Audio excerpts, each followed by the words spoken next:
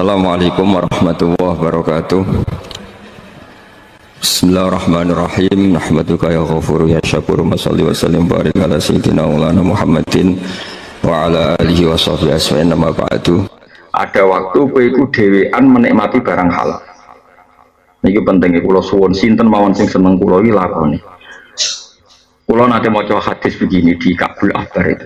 Enggak ada setan merasa tersiksa, enggak ada sesuatu yang bisa menghancurkan punggung saya, kata setan, kayak farahul mukmin bil halal, senenge wong mukmin mbek barang apa. Itu setan paling tersinggung. Mulanya dari Nabi Daud, masa keempat adalah dia membiarkan dirinya menikmati sesuatu yang halal. Misalnya contoh paling, kita tahu kan di kota misalnya Nyuwun Sewu kalau malam banyak dugem. Dugem di situ ada perempuan nyanyi, mungkin membuka aurat dan sebagainya. Itu kan satu kenikmatan duniawi yang luar biasa. Terus dibalik kenikmatan itu, kue misalnya yang pojok kota, misalnya supir taksi ketemu supir taksi, supir becak ketemu supir becak, terus rokokan jagungan. Melankolis eling zaman di Jogja itu sepi, eling kampung halaman itu teduh. Senajan to ngomong lantur itu Allah senenge ra karuan, piye-piye ninggal haram. Baik piye-piye ninggal haram. Lan kula suwun kiai-kiai juga harus fatwa ini supaya ibadah ora tahajud tok. Misalnya tukang becak jagongan ning sore pintu kesultanan itu kapyak itu jenenge. Melengkungan kapyak. Cocokan nasib tukang becak cocokan nasib. Aku melawarat itu mulai bapak ya. Sing sitok men. Aku malah mulai mbah. Pokoknya mau kalah. Kok ngene iki beras ya mau karek 2 kilo, aku malah karek 1 kilo. Ketika orang lain ketika melarat itu tombok togel cara dhisik apa? SDSB. Terus judi. Ayo nggo judi, nomor mobil pertama genep apa ganjil. Wes ah. Ngono iku asal gak ngomong haram tuh pangeran seneng. Senajan to ngelantur mau cocokan melarat. Lama-lamanan melarat, silsilah melarate lama mana. Iku Allah ridane ra karuan mergo menikmati barang. Mulane sak roh kula bangun guru kula niku senengane jagongan iki guyon. Bapak lu nak guyon nganti jam 2 bengi. Kula rene janggal kiai kok men guyon karena tadi sing iso nglawan setan adalah wong soleh-soleh nikmati barang halal. Ya nikmati barang halal. Dan itu paling mudah bagi masyarakat. Masyarakat bengi-bengi bokon tahajud yo abot kon istighfar ping 10.000 kok fatwane mursid-mursid yo abot murside kadang lali. Masuk ijazah kon do istighfar 10.000 dekne dhewe kadang men lunga. Yo apik tapi masyarakat itu ora mesti kuat. Mulane asal gak haram itu apik nikmati semua lazat sing bersifat halal. Malah ulama sing ngene Gus Hasim iki tenggene taklim. Ono ulama iku nak wisuk iku ngantor ning gunung golek watu sing gedhe. Bareng golek watu sing gedhe terus mutolaah. Bermutolaah bengok-bengok. Ainal muluk fi hadil laddah. Endi raja-raja iku? Enake ning ndi dadi raja? Enak ya mutolaah ngene ora ono sing ganggu, ora ono sing nagih utang. Ngomong dhewe ning dhuwur gunung. Terus dekne golek watu paling gedhe. Kursine raja bandingno kursiku, dhuwur kursiku ame omong. Pakai ngomong dhewe ra karu-karuan. Tapi setan ku mangkel perkarane dene ora koma. Lah saiki ora kadang ki enak dadi presiden. Uripe ditanggung negara, buka pintu dibukano. Ya akhirnya uripem tersiksa to dul. Sekali-kali ngopi esuk-esuk, wae enak dadi wong biasa, wae ngopi-ngopi rasa protokoler negara, wis papo dhewe. Wes ngono lah iku Allah senang, sementing nikmati barang halal. Wah enak jadi biasa jam 10 turu ya masalah. Muga aku bupati ra iso jam 10 turu terus turu. Setengah 3 lilir ngopi. Bar ngopi wis dhuwur mepet-mepet lah wis. Wah pangeran senenge ra karuan. Mergo koyo cah lucu, dadi menarik. Oh setan paling mangkel. Makanya kata Kabul Akbar enggak ada sesuatu sing paling mangkel lo setan. Kayak orang mukmin sing menikmati barang mubah sing halal. Mereka di dunia ini coba. Mulane ra usah misalnya ana tangga seneng jagongan ning gerdu itu sanggepe capek. Pira-pira ora dugem, ora moro niklap ora dugem sanggepe capek. Dan kono misalnya mau cocokan kemelaratan, kenangan masa lalu. Bisa desa ora rame ngene iki ora bangga sepeda motor saiki rame yo saiki rame. Sekarang sarwan diomong lah wis ben. Wis sauni-uni mulas ra apa-apa, sementing iku ninggalo barang haram ya, sementing ninggalno barang. Lan kula nu syukur tenan mbek pangeran kula anggere gendong anak kula. Kula gak ada anak alit namine Milan nembe umur 6 tahun. Kula anggere gendong nangis. Ya Allah cek apike jenengan. Kula gendong anak iki ya seneng, jenengan nggih seneng mergi kula nglakoni barang halal. Yo coba fair-fairan. Kowe jamin nuruti nafsu. Misale kowe mangku wong ayu sing ora mahram, mungkin nikmat atas nama nafsu. Tapi Allah sebetulnya bikin nikmat sing luar biasa. Wong mangku anake iku ya seneng. Iki bakas wong waras lho ya. Wong waras itu kira-kira mangku anake sak jam betah to. Betah. Dan itu nikmat luar biasa. Itu kalau betul mengganti nikmat kita, nafsu kita ben mangku wong ayu, kayak apa solehnya kita? Paham kayak apa? Orang perlu disaingi di bang mangku wong ayu tak tahajud tak. Raimu ra ngene iku kaboten nak pengganti ngono maksudnya wis ra usah ngono keduren. Pengganti maksiat langsung tahajud itu keduren, paham ya? Setuju ta? Keduren. Maksudnya makommu ra ngono, pengganti maksiat tahajud keduren. Pengganti maksiat itu mangku anak, dolanan di pasar sampai anak. Terus dorok sinetron hantu, semua lah. Bengi-bengi di bang dugem dorok sinetron apa? Hantu, sampai nyatak norai, mirip sama. Terus kalau pangeran seneng ra karuan, yes, kok antengin yang ngomah. Bariku terus lesu mangan mie, pas aku turu ngoroh, pangeran santai.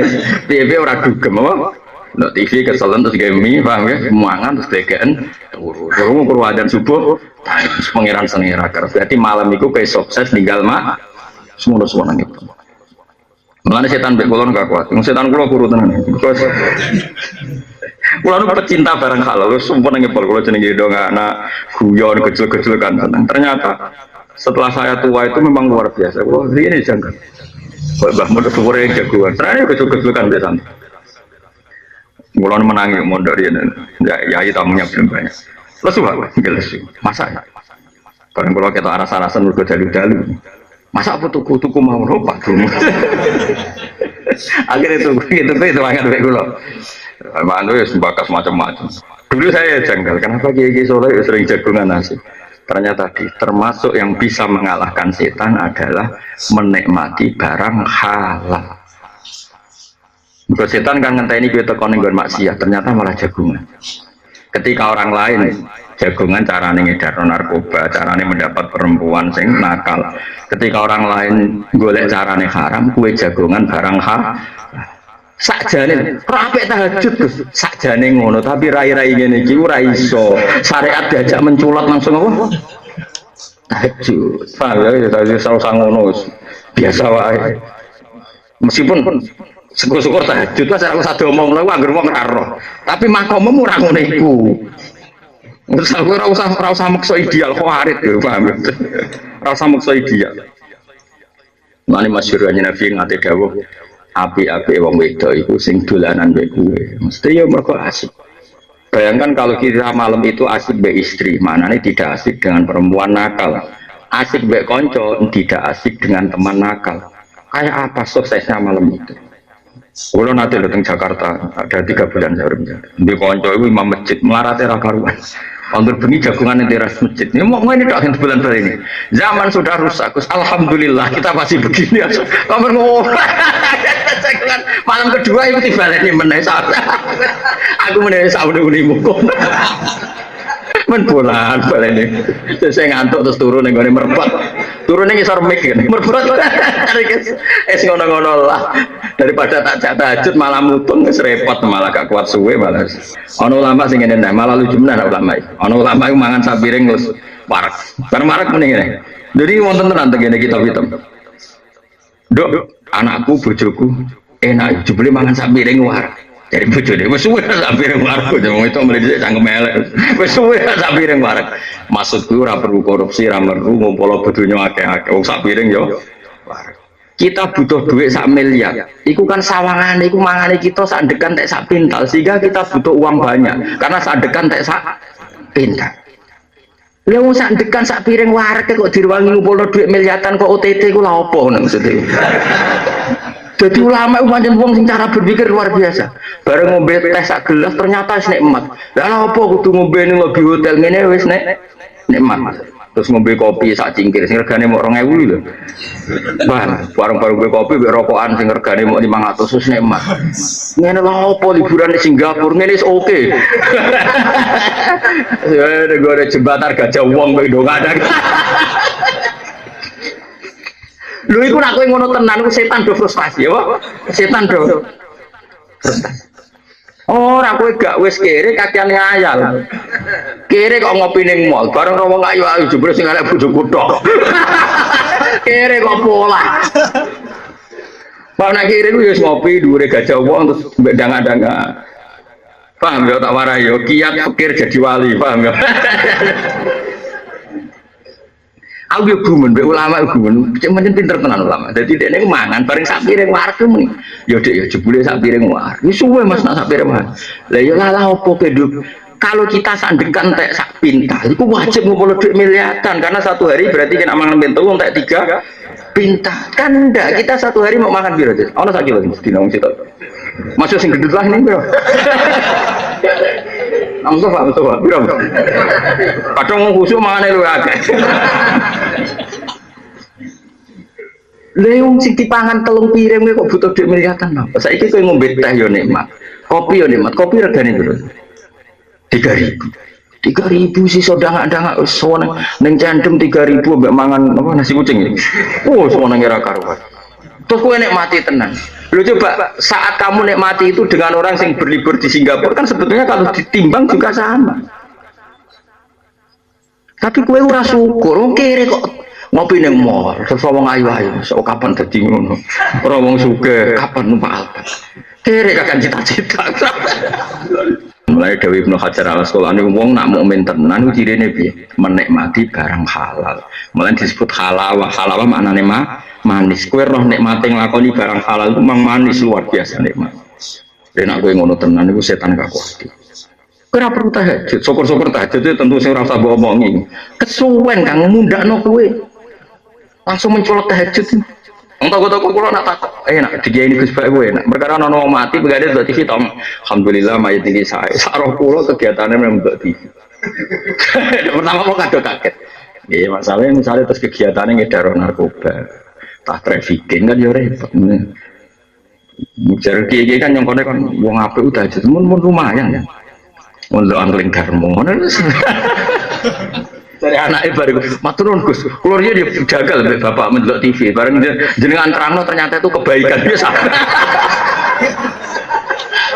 Tadi bang juga mesape ngono terus. Wah, kalau nu ngomong ngapik ngomong itu gampang. Semua kan gak haram ya apik. Zaman akhir gak haram ya apik. Ya piye zaman sekolah. Mbok mencolotno tahajud, mau meneh mbok kon duha, apa digugat. Ono piye ono wong ora duwe duha ya, bareng duha ora duwe, duha ora marai sugih. Malah duha dadi tersangka.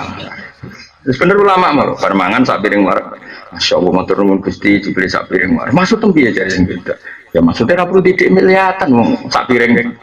Kita butuh duit miliatan kan mergo mangan sak dekan sak pintal. Sedina entek 3 pintal, padahal sak pintal lu piro ya? Ono 1 juta. 1 juta 200 itu. 1 juta. Berarti sedina tak 3 juta. Lah iku butuh ngono 2 miliatan dan sak piring wareg. Berarti sedina mentek setengah kilo. Setengah kilo berarti duit piro? Ya? 5.000. Lah tapi agak enak. Lu gampang nak enak gampang. Mangan iso lesu banget. Ora enak kabeh. Lah sing mari ora ke fakir tapi gaya orang kaya. Orang lesu wis mangan. Ya mesti butuh lawah. Enak. Fakir bodoh ya iki, fakir bodoh. Kena enak, yo mangane ngenteni lesu banget. Engko uyah mbek tempe ra wis enak. Turu ra enak, kamarku ra enak, yo ngenteni ngantuk banget. Mari fikir tapi do pola iki sing mari. Menene kita latih. Wong fikir ora dadi wali kok aneh cara dhisik. Dhisik ku anggere wali ku rata-rata jalure kok jalur fikir. Yo ora. Wis fikir gak wali mergo kakean tomai. Mulane nasihate pangeran ning Kanjeng Nabi la tamudanna ainaika ila ma matta'na bihi azwajam minhum zahratal hayatid dunya. Termasuk kunci nikmatku sitok aja delok wong liya. Wong fikir kok kongko-kongko ning mall yo ngenes. wis do numpak Alphard bojone wayu tuku barang mahal. Sing fakir mau sanggup 50.000 ngopi ning mall 20.000 yo ngenes. Sakjane 50.000 iku kok ngopi gak ada wong paham ya. Mau 2.000 susuke piro terus jangan-jangan ndelok iwak liwat. Ndelok iwak juga tuh ternyata iwak yo iya. Terus barang iwak dicekeli wong iwak manfaat ning wong liya mosok aku ra manfaat. Terus saya tibare mbek iwak lah.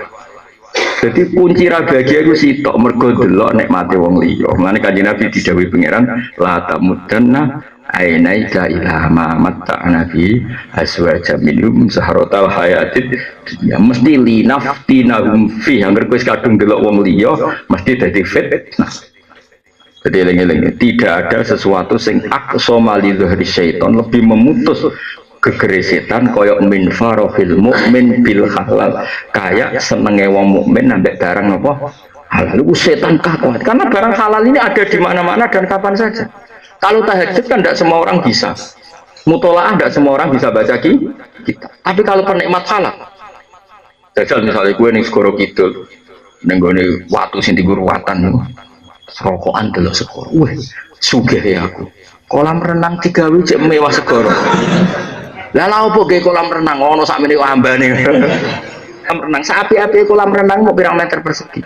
Kita punya kolam renang sing tanpa batas. Ya iku segara napa? Kidul. Nak tepak ketemu Nyi Roro Kidul. Lu pangeran kurang apa? Sono wong sugih gawe taman pribadi. Kowe iso moro becici dangan-dangan ngono paham ya? Luas mana dengan sesuatu yang disiapkan Allah dengan yang kita bikin secara terbatas. Mau melarat kok wong sugih, enak wong sugih di kolam renang pribadi. Enak apa kolam renang pribadi? Wis gone terbatas, nak gak diubah yo elek. Perawatan segoro gitu ora usah. Perawatan. Misalnya wong enak dadi wong sugih di manuk apik. Lek moro alas malah manuk pirang-pirang. Wis alami apa? Sono wong sugih gawe kebun binatang pribadi ke kepengin. Kowe moro alas, ono nggone wae gambar apa. Delok gajah, masya Allah, pangeran sugi. Kira ono sing duwe anggap ngono wae. Jadi ku nasihate pangeran eling-eling. La tamudanna ainaika ila ma matta'na bi azwajam minhum zahratal hayatid dunya linaftinahum fi. Jadi awal kita tersiksa itu mergo ndelok nikmat sing didapatkan orang lain. Tapi monggo lah kita cerita-cerita Islam, cerita-cerita beragama yang rileks. Kita semua tadi seperti yang dikatakan Kak Densus pernah diswani Mas Sufyan Sauri, juga beliau pernah ngaji. Sebetulnya dalam banyak hal-hal yang keseharian itu lebih prinsip ketimbang ide kita tentang hal-hal besar. Saya beri contoh, Allah itu Tuhan yang Maha Kuasa, yang menguasai alam raya ini. Kadang-kadang menjelaskan dirinya itu hanya alladzi at'amahu min ju'. Saya ini Tuhan yang memberi makan kamu saat Anda lapar, saat kalian lapar. Jadi untuk beriman kepada Tuhan yang Maha Esa, kepada Allah, kamu yakin yang memberi makan kamu itu Tuhan. Apapun kecewanya Anda terhadap tetangga, terhadap negara, terhadap mertua, terhadap istri, itu kecewa Anda tidak akan mati. Tapi kalau tidak makan itu mati. Jika Allah mensifati dirinya kadang pakai keseharian. Alladzi at'amahu min ju'. Tuhan itu siapa? Yang memberi makan kamu ketika lapar. Tapi kamu untuk syukur itu nunggu punya istri cantik, neriman, gampang diatur, membolehkan poligami. Terus 4 istri itu neriman semua, loyal semua. Itu sombong betul. Mau syukur saja kok repotnya seperti itu. Jadi mau syukur ya ada makanan dimakan. Itu kalau ngantuk ya tidur. Ayatnya wa min ayatihi manamukum billaili wan nahar. Maksud ayat Allah itu tidur. Nah, keangkuhan-keangkuhan ini yang menjadikan kita itu jadi repot hidup. Wong untuk syukur kok nunggu tadi. Mertua baik, tetangga baik, istri baik. Apa saja di sekelilingnya harus baik. Nah, keinginan berlebihan ini menjadikan kita lupa ada hal-hal yang paling kita butuhkan, yaitu oksigen. Kita boleh nempat di buminya Allah. Alladzi ja'ala lakumul ardo firasya. Bumi kamu tempati enak. Coba kalau gempa. Apa artinya istri 4 cantik semua kalau pas digoyang apa? Gempa. Apa artinya kamu jabat? Entah apa saja jabatannya. Kalau bumi likuifaksi, habis kamu. kiai meskipun dai kondang umatnya jutaan, kalau likuifaksi di panggung hancur. Tapi nikmat-nikmat yang disebut Allah seperti kita kaji keseharian, alladzi ja'ala lakumul arda mahda. Allah itu yang menjadikan bumi dalulan, yang mudah diinjak. Famshu fi mana dia silahkan pak jalan-jalan. Jadi saya termasuk benar-benar kiai Jawa. Kalau kerennya kiai Nusantara atau kiai Indonesia lah. Diajari bapak saya Kiai Haji Nur Salim, diajari Mbah Maimun. Itu Islam itu keseharian. Karena ketika Anda memilih hal-hal yang serius, itu tujuan utamanya nyari ridhonya Allah. Dan ridhonya Allah bisa kamu dapatkan sesuatu yang pasti benar. Misalnya dalam sebuah hadis Sahih Muslim disebutkan, Inna woha la yardo anil abdi idha akalal akla fayahmadahu alaiha aw yashroba syarba fayahmadahu alaiha. Itu redaksinya inna itu sesungguhnya, la yardo juga pakai lam taukid, juga maknanya sesungguhnya. Sungguh-sungguh Allah sangat ridho ketika seorang hamba itu makan ketika sesuap nasi dia muji Allah, ketika minum seteguk nasi dia muji Allah. Itu kalau orang diridhoni Allah itu wali betul. Itu untuk jadi wali itu gampang, kamu makan ridho, kamu nginjak buminya Allah ridho seneng, kamu hidup keseharian aman seneng. Nah ini supaya sampean kita semua lah, kita semua ngaji betapa panduan Rasulullah untuk menggapai ridho Allah itu banyak yang keseharian sekali. Saking kesehariannya banyak dalam hadis dan itu sahih. Nabi menyebut hal-hal yang keseharian. Hatta ma tas'alu fi fimra'atika, kamu punya uang kemudian istri kamu bisa makan, itu ibadah. Bahkan sebagian ibadah itu dicontohkan Nabi yang akhirnya diprotes sahabat, yaitu wa fi buti ahadikum sedekah, kamu menggauli istri kamu itu ya sedekah. Sampai sahabat bilang, yang benar ya Rasulullah, ayati ahaduna syahwatahu wa huwa lahu ajrun, masa urusan biologis, urusan syahwat kemudian dia dapat pahala. Nabi menjawab, alai salawadu'aha fi haramin akana alaihi wisrun. Bagaimana kalau dia meletakkan ke yang tidak benar, itu kan dosa. Nah, hal-hal seperti ini yang saya ingin teman-teman semua lah, semua. Saya juga agak ingin ngaji demi Anda, juga agak ingin. Itu dosa sekali ngaji kok pesanan kelompok tertentu itu gak boleh. Islam itu untuk semua. Jadi ya cuma karena di depan saya jenengan, ya seakan-akan jenengan korbannya. Itu ada ilmunya dalam usul fikih itu. Jadi orang itu harus ngaji usul fikih. Nama yang disebut, mungkin Mas Sufyan masih ingat zaman ngaji usul fikih. Nama yang disebut itu tidak jaminan sebagai prioritas perintah. Jadi misalnya gini, kebetulan yang di depan Nabi itu Abu Dzar. Nabi ya bilang, ya Abu Dzarin ini uhibbuka misalnya, atau ya Mu'ad ini uhibbuka, atau ya Abu Hurairah ini uhibbuka misalnya. Banyaklah riwayat yang Nabi nyebut ya Abu Dzarin, ya Mu'ad, ya Abu Hurairah. Kemudian misalnya Nabi meneruskan khitab, ini uhibbuka, saya mencintai kamu, fakul dubur sholatin, atau sebagian riwayat disebut fala tada'anna dubura kulli sholatin Allahumma inni ala dzikrika wa syukrika wa husni ibadatik. Saya mencintai kamu, siapa saja, Mu'ad bisa, Abu Dzar bisa, siapa. Saya mencintai kamu, mohon kalau habis sholat kamu jangan lupa wiridan Allahumma inni ala dzikrika wa syukrika wa husni ibadatik. Ya Allah, tolong kami permudah supaya mudah ingat engkau. Anda tidak bisa mentang-mentang, wong nama saya Parmin, nama saya Purnomo, itu yang diperintahkan Mu'ad misalnya. Jadi yang disebut satu, tapi khitab itu untuk siapa saja. Saya teruskan ya. Jadi saya mohon semua kita melakukan kebaikan itu, kalau dalam kaidah fikih disebut al yakin la yuzalu bisyak. Banyak kebaikan yang kebenarannya itu 100%, tidak punya efek samping ke pihak lain, ke kelompok lain, ke komunitas lain. Itu tadi misalnya Anda makan dan itu murah sekali, hanya butuh satu piring, setiap punyaan kamu muji Allah, setiap minum kamu muji Allah. Itu redaksinya Rasulullah SAW disebut Allah sangat ridho ketika seorang hamba makan kemudian dia memuji Allah, atau minum kemudian dia muji Allah. Logikanya gampang, negara seperti ini yang kamu harapkan bentuknya kayak apa, mertua, ipar, komunitas, tetangga, itu nyata terjadi itu kan belum pasti. Sementara yang mesti terjadi adalah kamu butuh makan, kalau tidak mati, butuh minum, kalau tidak mati, butuh bumi yang nyaman ditempati, kalau tidak kita juga mati. Sebab itu Allah kalau menyebut nikmatnya itu hal-hal yang keseharian. Alladzi at'amahum min ju'. Allah itu siapa? Allah itu yang menciptakan kamu bisa makan. Tidak berlebihan. Allah itu yang menciptakan kondisi sosial itu ideal. Zaman Nabi itu ya ada orang munafik. Orang-orang pilihan Allah itu juga diuji orang sekelilingnya yang macam-macam. Semua diuji sesuai konteks zaman dan waktu. Nah, tapi ada ibadah-ibadah yang selalu disarankan Nabi. Sampai Nabi itu pernah ditanya, Ayul Islam ya khairun ya Rasulullah, Islam terbaik itu gimana? Jawaban Nabi itu unik. Itamu to'am. Islam terbaik itu ya makan-makan, jangan santai-santai. Ketika Allah menyebut beberapa kebaikan, falak tahamal aqobah, wa ma adrokan apa? Mal aqobah. Terusannya apa? Fakku rokobah. Terusannya apa? Au it'amun fiyaumin di masubah. Ya, atau acara makan-makan itu juga Islam. Kenapa? Ya bayangkan kalau tidak ada makanan, kita mati kan? Kondisi sosial tidak ideal tuh Anda masih gak apa-apa. Tapi kalau Anda tidak makan, Anda tidak minum, kamu punya istri cerewet masih bisa hidup, punya mertua cerewet masih bisa hidup. Tapi kalau tidak makan bisa mati. Berarti penting mana istri sama makan? Penting mana? Makan. Semoga istri Anda dengar. Nanti kamu disuruh makan tapi pulang deh.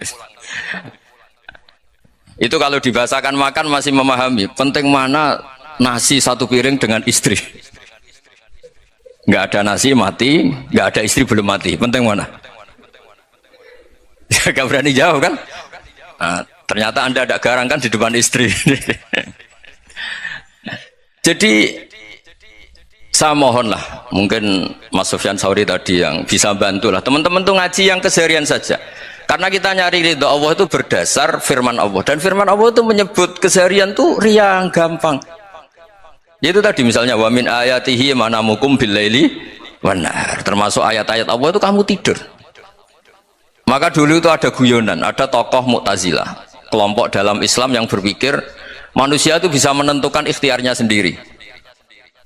Karena saya bisa duduk, ingin berdiri, berdiri. Karena kelompok ini nggak terima kalau semua kehendak Allah, nanti bagaimana kalau semua kehendak Allah kok ada hisab ya, ada sanksi. Lucunya itu dia akhirnya ini cerita ya, mencintai seorang perempuan cantik sekali. Dan itu dia menjadi ahli sunnah itu oleh hal-hal yang sepele. Karena istrinya cantik, ya namanya suami istri hubungan intim. Terus ditanya, Mas, masih ingin lagi? Masih. Silahkan diulang lagi. Wah ya tidak bisa. Katanya manusia bisa menentukan yang diinginkan. Itu tobat itu.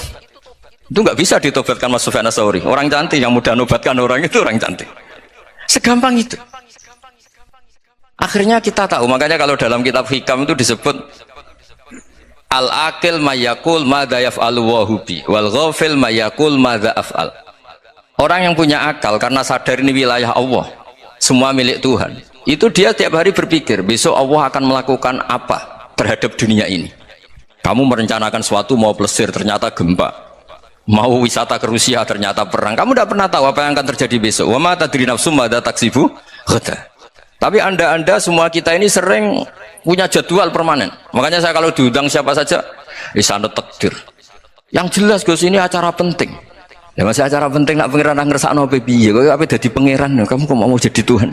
Itu kadang ya kiai gitu. Penting Gus acara ini jenengan harus memastikan bisa. Loh kamu itu yang ngajarin tauhid, sesuatu itu biadillah kok bilang-bilang apa pasti. Kalau maksa terus tak tobatkan dong kamu kata saya itu.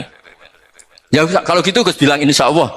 Wah itu hati saya, fisik saya, roh saya sudah bilang insya Allah. Tidak usah kamu latih kata saya. Nah hal-hal tauhid keseharian itu gampang sebetulnya. Wal ghafil yaqulu madza af'al. Tapi orang yang lupa Allah dia setiap hari bilang besok apa? Kita bisa melakukan apa? Seakan-akan dia itu aktor, dia penting, dia subjek permanen, dia. Padahal kita ini hanya objek kehendak Allah Subhanahu wa taala. Karena kita yakin sesuatu yang terjadi di alam raya ini kita tidak bisa apa-apa. Makanya saya sering ngaji, sering bilang saya, ketika Anda mensifati Allah, dia yang menghidupkan, sudah itu tanamkan sehingga ketika kita mati santai saja. Kenapa santai? Allah punya cara menghidupkan kita. Zaman kita hidup juga gak tahu caranya ngelola jantung, ngelola paru-paru. Kamu juga gak tahu ngelola oksigen yang tidak beracun, tidak ngandung polusi. Tahu-tahu hidup. Gak ingin tua ya tahu-tahu tua, gak ingin mati tahu-tahu mati. Selama ini kita hidup juga agak tahu apa sebetulnya. Hanya gaya tok, punya jadwal, punya planning. Kalau kamu bisa menentukan pilihan Anda, pasti Anda istrinya cantik, 4 neriman semua, kona'ah semua. Nyatanya enggak kan? Ada 1 jelek, cerewet. Wah itu kan, nyatanya enggak bisa apa-apa Anda kan? Dan kamu bawa mati lagi. Itu kan, istri Anda juga gitu, punya keinginan, punya suami yang ganteng, yang jabat, yang neriman, yang enggak poligami. Ya enggak kesampaian juga. Kalau kita ngitung tingkat kegagalan kita itu gagal terus. Ya kan? Nah, terus ingat Allah, madza yaf'alu Allahu bi. Orang yang punya akal selalu berpikir Allah itu menghendaki apa terhadap saya. Lalu sama-sama orang gitu. Melihat orang yang serius, itu kata Anda itu pemikir berat, serius, senang punya tokoh yang merengut karena kamu anggap serius. Tapi sebagian orang anggap orang yang serius itu wong merengut, wong masam, wong muka kok ditekuk. Jadi sama itu hati ya muqallibal qulub tsabbit qalbi ala dini, karena kita nggak tahu cara berpikir kita tentang orang lain, tentang sekeliling kita. Misalnya kita orang baik yang jenis ngrumat fakir miskin, ada orang bangun masjid mewah itu janggal. Apa artinya masjid mewah kalau banyak orang kelaparan? Tapi kalau yang jenis pendidikan, apa artinya masjid mewah kalau tidak bisa ngaji?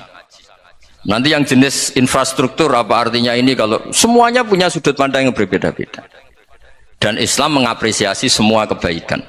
Tapi katakan semua kebaikan itu adalah kehendak Allah Subhanahu wa taala. Karena apapun baik Anda itu pakai fasilitas yang diberikan oleh Allah Subhanahu wa taala. Sehingga ini yang disebut kulillah sumadarhum fi khawdihim yal'abun. Ya kembali tadi ke tema-tema bahwa keseharian Anda ini sudah Islami. Saat Anda tidak bisa melakukan apa saja.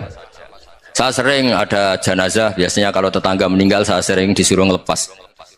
Saya bilang orang ini baik karena sering ngelamun di rumah, sering nganggur di rumah. Ditanya sama anaknya, kenapa Gus nganggur baik? Ya kalau dia nganggur artinya juga agak berbuat sesuatu yang maksiat kan? Ya kan, orang nganggur di rumahnya ya tidak bunuh orang, tidak maling, tidak korupsi, ya namanya nganggur di rumah. Lah cuma istri cara pandang nganggur gak menghasilkan uang gitu, tapi juga gak menghasilkan kriminal kan? Jadi sebenarnya Islam itu makanya kalau sampai ngaji usul fikih itu ada kitab usul fikih namanya Lubul Usul, itu terkenal sekali di pesantren itu. Itu kalau ngapresiasi keseharian itu luar biasa. Izma min mubahin illa wa yatahaqququ bihi tarku haramimma. Karena keseharian yang mubah saat Anda lakukan itu ada kehebatan yang luar biasa, yaitu meninggalkan haram. Makanya dulu banyak orang-orang alim ketemu temannya itu guyon sampai semalaman. Itu biasanya yang semangat Islam itu kiai kok udah tahajud, kiai kok udah witir. Orang yang sedang mapan uangnya banyak, malam itu udah kelayaban itu sudah luar biasa. Melawan nafsu supaya tidak maksiat itu sudah luar biasa. Supaya lupa guyon sama temannya semalaman sampai subuh. Gejolak-gejolokan ngenang zaman miskin, zaman kuliah gak jelas, zaman apa. Melihatnya jangan tarkut tahajud. Seperti ini meninggalkan tahajud, tapi meninggalkannya ini talkul muharramat. Jadi kayak apa hebatnya? Sehingga Imam Ghazali punya riwayat yang agak unik. Hatta takuna ibadatu akhiri hadil ummah iku an-naum. Sehingga suatu saat ibadah terbaik umat ini itu tidur gitu. Itu kan riwayat kontroversi. Ketika Imam Ghazali ditanya, kenapa iya? Kenapa kamu mulai keluar dari rumah itu sudah banyak maksiat, melihat perempuan yang enggak mahram, melihat fenomena. Tapi kalau kamu tidur itu enggak melihat apa-apa. Tapi juga kamu jangan menganggap tidur itu ibadah betul. Saatnya melakukan fardu ain malah masih tidur. Tapi itu sudut pandang yang menjadikan kita Islam itu gampang. Jadi saat Anda tidak bisa aktivitas apa-apa, misalnya ada beberapa orang yang lumpuh. Lumpuh itu memang nggak bisa Jumatan, nggak bisa ibadah, tapi dia juga nggak bisa maksiat. Tidur itu memang Anda saat itu tidak bisa tahajud, tidak bisa witir, tapi saat itu ada zina, ada maling, tidak gosipkan orang, tidak bully orang, tidak menanamkan kebencian, tidak hasud. Sehingga tidur menurut Allah Ta'ala wa min ayatihi manamukum billaili apa? Wan-nahar. Karena di tidur itu selain ada unsur istirahat, jaga kestamina, juga ada unsur meninggalkan beberapa keburukan. Nah saya mohon ibadah yang keseharian ini kita jaga. Supaya kita semua baca ayat itu fasih. Fasih itu tertanam di hati. Allah itu siapa? Alladzi at'amahum min ju'i wa amanahum min khauf. Dan Allah kalau cerita di Quran itu anna sababnal ma'a sabba thumma syaqaqnal ardha wa syaqqa fa ambatna fiha habba wa inaba wa qadba wa zaituna wa nakhla wa hada'iqa hulba. Kamu tahu saya ini siapa, kata Allah? Saya ini adalah Tuhan yang menurunkan air, kemudian ada tanaman banyak, habba wa inaba wa qadba, ada zaitun, ada tin, kalau orang Jawa mungkin ada tela, ada padi, ada mangga, ada pisang. Sudah. Wa inaba wa zaituna wa nakhla wa hada'iqa hulba, ada perkebunan yang lebat. Tujuannya apa? Mata Allahkum, silahkan kamu pakai, kamu nikmati. Tapi karena kadang kita ini punya ide-ide besar. Tadi untuk syukur saja nunggu punya istri riman, rumah baik, tetangga baik, komunitas baik, semuanya baik baru syukur. Lama-lama nanti ada di surga, syukurnya nunggu surga paling kelas A. Itu sudah ada yang menghuni Rasulullah, kamu nggak boleh di situ. Masa untuk syukur saja repotnya, masya Allah. Jadi mohonlah Quran yang kalau anda hafalkan juz amma itu kan ada ayat-ayat yang kayak tadi. Ya, fal yang dzuril insanu ila ta'ami. Coba lihat apa yang kamu makan ya, dari mana, dan untuk mempertahankan hidup kamu keseharian. Jadi jangan kira ibadah itu harus membentuk komunitas yang versi anda, ibadah itu harus yang hal yang mulu-mulu. Kesehariannya anda alami. Loh, ini saya tidak bikin-bikin, saya ngaji bukan karena berdasar pesanan. Itu ayat yang saya baca kan betul ada ayatnya kan, fal yang dzuril insanu ila ta'ami anna sababnal ma'a sabba thumma syaqaqnal ardha syaqqa fa ambasna fiha habba wa inaba wa qadba wa zaituna wa nakhla wa hada'iqa ghulba. Terusannya apa? Mata al lakum, silakan kamu nikmati. Mata itu silakan kamu nikmati. Ya kayak sampean dikasih hidangan ya makan. Ya sudah makan, habis makan ya minum, habis itu ngantuk ya tidur. Ya sudah normal-normal saja. Kayak apa indahnya Islam. Tapi anda mencari Islam yang gimana lagi? Nah itu yang diajarkan guru-guru kita, diajarkan sanad kita sampai Wali Songo, sampai Rasulullah SAW. Bahwa pada akhirnya ada jihad, ada perang. Itu dulu memang perang, bukan membunuh, beda. Dulu kita dijajah Belanda ya perang, dan itu normal karena kita dijajah. Jadi ketika orang lain ingin baik sama kita, wa in ahadum minal musyrikin astajaruka ya fa'jirhu hatta yasma'a kalam Allah. Kalau mereka ingin baik ya kita baik. Makanya ada istilah musta'man, mu'ahad. Kalau mereka ingin damai, berdampingan dengan kemajmukan ya itu yang lebih baik. Karena memang Islam menghormati proses perdamaian. Wa in janahu lis-salmi ya fajnah lah. Kalau ingin damai ya kita harus damai. Jadi andai kan dulu Belanda datang ke Indonesia kok minta besanan itu. Ya mungkin kita juga seneng karena memperbaiki hidung kan, kalau kita besanan gitu. Nah tapi wong jajah dulu itu kan masalah kan? Apa? Masalah kan? Jadi saya mohon ya, jadi apa? Makanya saya tadi minta sama Bapak Kadensus kemarin juga pernah main ke saya. Jangan sering ketemu saya ini sudah uzlah, saya ini sudah mau daftar jadi resi. Saya itu kemarin di muktamar juga agak datang, acara di Jogja juga sudah. Karena memang keluarga saya dulu itu mbah saya, bapaknya bapak saya itu nggak keluar rumah itu puluhan tahun, memang punya adat uzlah. Ya makanya ngaji saya ngaji aja yang gampang-gampang aja, yang nggak orderan, yang nggak pesenan, ngaji aja dulu yang gampang. Saya ikhlas, yakin betul saya ikhlas. Ikhlas itu menurut saya itu roh. Orang nggak ikhlas menurut saya itu orang aneh. Ikhlas itu gampang, sudah saya bilang, kalau kamu yakin ilmu itu milik Allah, ngasihkan juga ikhlas itu milik Allah. Apa sih yang kamu punyai sehingga kamu tidak ikhlas? Uang milik Allah, energi kita milik Allah, bumi milik Allah, kemudian kamu merasa memiliki. Merasa memiliki itu kalau dalam ilmu tasawuf sudah kesalahan kan, bagaimana anda punya? Coba tahu-tahu tanah itu kok milik anda? Karena saya beli, saya beli dari orang, dari Zaid. Padahal yang asli punya itu Allah. Apa benar kamu pernah beli sama Allah? Zaid ini pemilik nisbi, pemilik yang enggak sebenarnya kan? Ya enggak? Yang benar-benar pemilik itu Allah. Kok kamu ngerasa itu bumi kamu itu atas nama apa? Coba. Milik kan harus beli atau dikasih. Enggak semua kan? Nah, makanya terfamsu fi manakibiha, dan Allah menyebutnya, sudah saya ini yang menciptakan bumi, waladzi ja'ala lakumul arda dalulan, dan Allah menyebutnya sederhana, famsu fi manakibiha, silakan jalan-jalan. Terusannya apa? Wa kulu mirizki, silahkan makan-makan. Jadi Islam itu yes. Ya makanya kiai-kiai itu ada acara makan, sampai ada guyonan fikuli makanin maka itu setiap tempat ya maka perasaan saya juga seluruh ulama di dunia, saya ulang lagi, perasaan saya juga seluruh ulama di dunia, bahwa Islam masuk itu macam-macam sebabnya.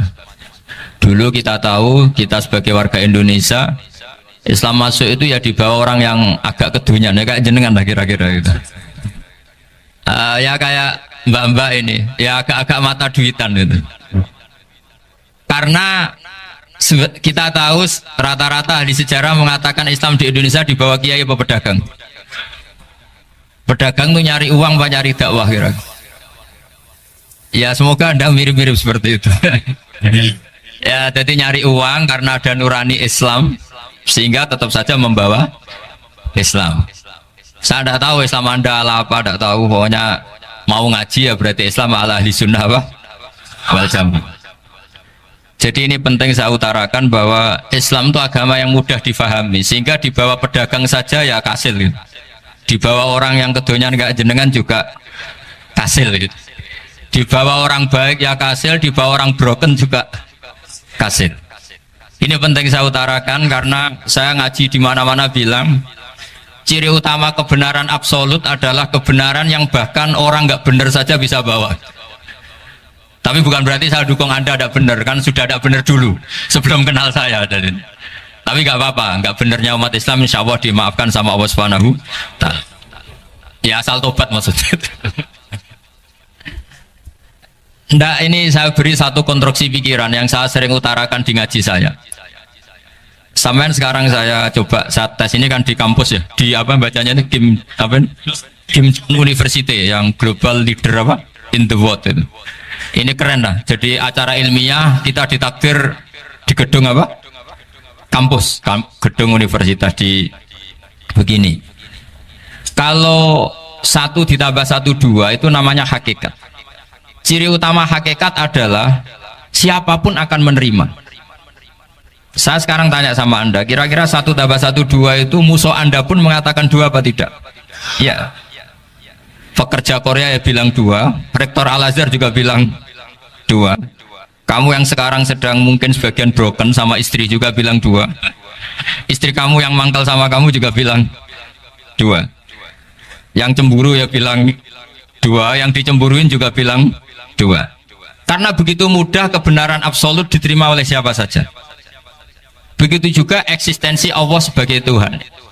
Itu mudah diterima oleh siapa saja, sehingga pembawanya tidak perlu seorang kiai atau gus atau mubalek atau ketua muin, tidak cukup karyawan pekerja Korea.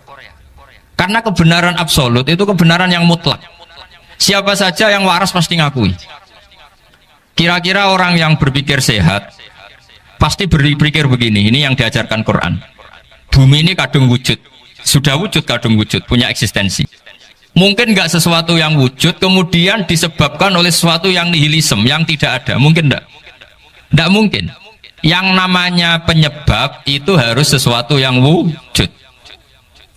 Di mana-mana penyebab itu harus punya eksistensi. Karena langit dan bumi ini kadung wujud, pasti penyebabnya adalah wujud. Karena wujud penyebab harus bersifat super. Lah bersifat super ini oleh ulama dikatakan wajibil wujud. Itu akal siapa saja akan nerima. Cuma kemudian setelah nerima itu orang macam-macam cara berpikir. Mungkin orang Jawa dulu bilang itu Sahyang Widi. Kalau orang sini mungkin bilang apa itu? Dewa atau apa ya? Nggak tahu saya itu. Karena itu yang teman sampean, enggak teman saya itu. Tapi yang jelas begini, ini konstruksi ini harus kita jaga. Nanti saya bacakan teks hadisnya. Kebenaran sejati ciri utamanya adalah ada absolutisme, ada kebenaran mutlak. Ciri utama kebenaran mutlak adalah diakui bahkan oleh siapa saja, termasuk oleh orang fasik. Orang fasik itu orang nggak benar.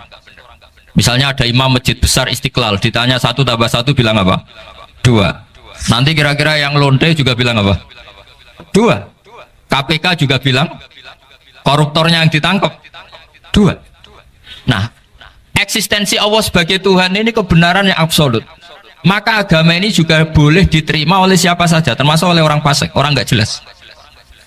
Ini penting saya utarakan karena sekarang marak kelompok yang mengatakan orang Islam kalau zina menjadi tidak muslim, orang Islam kalau korupsi menjadi tidak Muslim. Salah sedikit tahlilan jadi kafir. Percaya wasilah jadi itu tidak benar seperti itu. Karena kebenaran eksistensi itu kebenaran yang nggak bisa diganggu gugat. Seperti Anda ini kan warga Indonesia. KPK ya warga Indonesia, koruptornya juga warga. Apa setelah dia korupsi lalu tidak warga Indonesia? Tetap warga. Orang yang meyakini kalimat tauhid setelah dia salah apa terus tidak tauhid? Kan tetap ya? Maka dia tetap Ini penting saya utarakan. Kalau seorang warga Indonesia yang koruptor, yang macam-macam saja tetap warga Indonesia, padahal banyak kesalahan. Karena status warga Indonesia adalah status yang permanen. Begitu juga status Muslim adalah permanen bagi siapa saja yang melafadzkan La ilaha illallah Muhammadur Rasulullah. Kita tidak bisa mengkafir-kafir mereka. Itu juga yang sering dipesankan dan jadi ciri khas ulama ahli sunnah wal jamaah, tidak mengkafirkan orang Islam meskipun melakukan dosa besar. Soal dia salah nanti masuk neraka ya silakan saja, saya ada ikut, paham ya, sampai bisa mencoba. Tapi tetap saja dia Muslim. Analoginya tadi, analoginya gampang sekali tadi. Orang Indonesia yang salah itu tidak akan merubah statusnya sebagai warga Indonesia, karena ya memang dia berstatus warga Indonesia. Orang Islam yang sudah melafadzkan syahadat maka menjadi Muslim. Saya di mana-mana berkampanye, berfatwa. Orang kafir yang 70 tahun kafir sekali melafadzkan kalimat tauhid itu menjadi Muslim apa tetap kafir? Muslim. Masa kita yang Islam terus yang kalimat tahlil la ilaha illallah kemudian menjadi kafir karena kalimat itu? Itu faham aneh apa aneh? Wong yang kafir saja menjadi Muslim karena kalimat tauhid, yang Islam menjadi kafir juga karena kalimat. Ini ngajak apa-apaan? Ya ngajak goblok-goblokan, kira-kira kan gitu. Ini penting saya utarakan karena ini penting. Nah, setelah kamu yakin tauhid, ciri utama tauhid itu apa? Menstatuskan sesuatu sebagaimana hakikatnya. Misalnya bumi Korea, ini statusnya tetap buminya apa? Maka dari awal saya husnudzon sekali sama Allah Subhanahu wa taala bahwa suatu saat di bumi mana saja itu ada tahlil. Enggak ngira kan ada ateis di sini, bumi ateis kemudian ada tahlil, ada sakduna, ada macam-macam. Karena kita ketika sholat, makanya saya tadi janji akan memaknai kalimat-kalimat yang sering Anda baca ketika sholat. Di sholat saat ada itidal ngendikan apa? Rabbana lakal hamdu, ayo dibaca, mil'us samawati wa mil'ul ardi wa mil'u ma syi'ta min syai'im ba'du. Sama nani secara tradisi pesantren, Rabbana do pangeran kita laka iku kaduwe panjenengan alhamdulillah segala puji, engkau punya segala puji. Mil'us samawati, yang pujian itu memenuhi langit. Tentu langit itu penuh dengan pujian, semua malaikat bertasbih bertahmid. Karena malaikat tidak ada yang kerja di pabrik itu tasbih terus gitu, nggak ada yang nyari uang kan? Nggak ada yang cari won ya. Apa won ya kalau bahasa? Kalau di sini nggak kiainya aja nyari uang. Terusannya apa? Wamilul ardi, dan pujian itu memenuhi bumi. Korea termasuk bumi Allah apa enggak? Jadi saya sudah menduga suatu saat Korea itu ya penuh dengan pujian. Dan ini betul. Siapa yang ngira kalau di bumi Korea ada yang hafal lagu Sakduna itu lagu kesayangan guru kita semua Kiai Haji Maimun Zubair. Gak ada yang ngira. Siapa yang ngira kalau di sini ada ngaji seperti ini? Di Rusia juga sama. Uni Soviet itu negara ateis, tapi lama-lama pecah karena glasnost itu dan perestorika itu. Kemudian menjadi pecahan-pecahan negara Muslim. Ada Uzbekistan, Tajikistan, Ceknya, semuanya menjadi negara apa? Muslim. Karena dari awal lakal hamdu mil'us samawati wa mil'ul ardi, dan pujian itu pasti memenuhi langit juga memenuhi bumi. Kalau Anda baca itu di Indonesia mungkin wajar, di Indonesia banyak acara-acara seperti ini. Tapi kalau di Korea ternyata benar. Dan anda ini kalian semua termasuk pembuktian benarnya wa mil'ul ardi. Keren kan teman? Oh keren sekali, bukan sekedar keren, keren sekali. Makanya saya jarang diundang pengajian mau, tapi diundang di Korea mau. Tapi saya ada niat datang undangan, memang saya ingin datang. Jadi ya karena itu ini bentuk penghormatan saya. bentuk penghormatan saya bahwa pada akhirnya benar-benar lakal hamdu mil'us samawati wa mil'ul ardi. Jadi Anda tidak perlu pesimis, dulu Indonesia juga seperti itu. Banyak Buddha, Hindu, semacam ateisme. Kemudian berkatnya para ulama sekarang jadi negara yang mayoritas Muslim. Korea, barokahnya orang-orang kedonyan seperti ini banyak Islam itu. Nggak apa-apa. Karena sebagian agama Islam, sebagian sejarah ditulis di bawah pedagang-pedagang Gujarat. Kira-kira orang Gujarat ke Indonesia dulu yang namanya pedagang cari apa? Uang. Tapi namanya orang Islam, hatinya tetap adanya tauhid. Nyari uang ya tetap sambil dakwah. Kalau yang ke Korea langsung kiai mungkin tidak seramai ini Islam. Karena kalau kiai datang langsung dicurigai jadi misionaris, jadi ribet malah. Tapi kalau sampean nggak ada yang curiga. Namanya pekerja saja nyari uang. Dan itu memang fakta. Cuma kadang ya sadar terus ya bagus lah seperti itu. Nggak apa-apa. Maksud saya ini saya memberi support, memberi tasjek bahwa Allah itu luar biasa. Jadi kalau ingin menyebarkan agamanya macam-macam.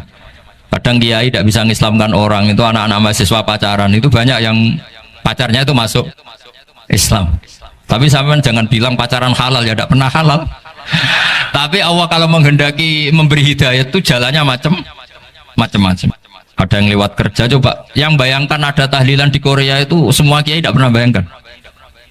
Tapi setelah banyak pekerja di sini kemudian mereka insaf atau sedang insaf tidak tahu ini. Sampai kapan insafnya juga tidak tahu. Tapi yang jelas ini hebat. Ini apa? Hebat. Tahu-tahu ya seperti ini. Makanya iman saja Rabbana lakal hamdu mil'us samawati wa mil'ul ardi. Masih ditambahi wa mil'u ma syi'ta min syai'in ba'du. Karena Allah itu zat yang tidak terperikan, zat yang tidak terbatasi. Maka pujian di langit dan bumi ini masih kurang.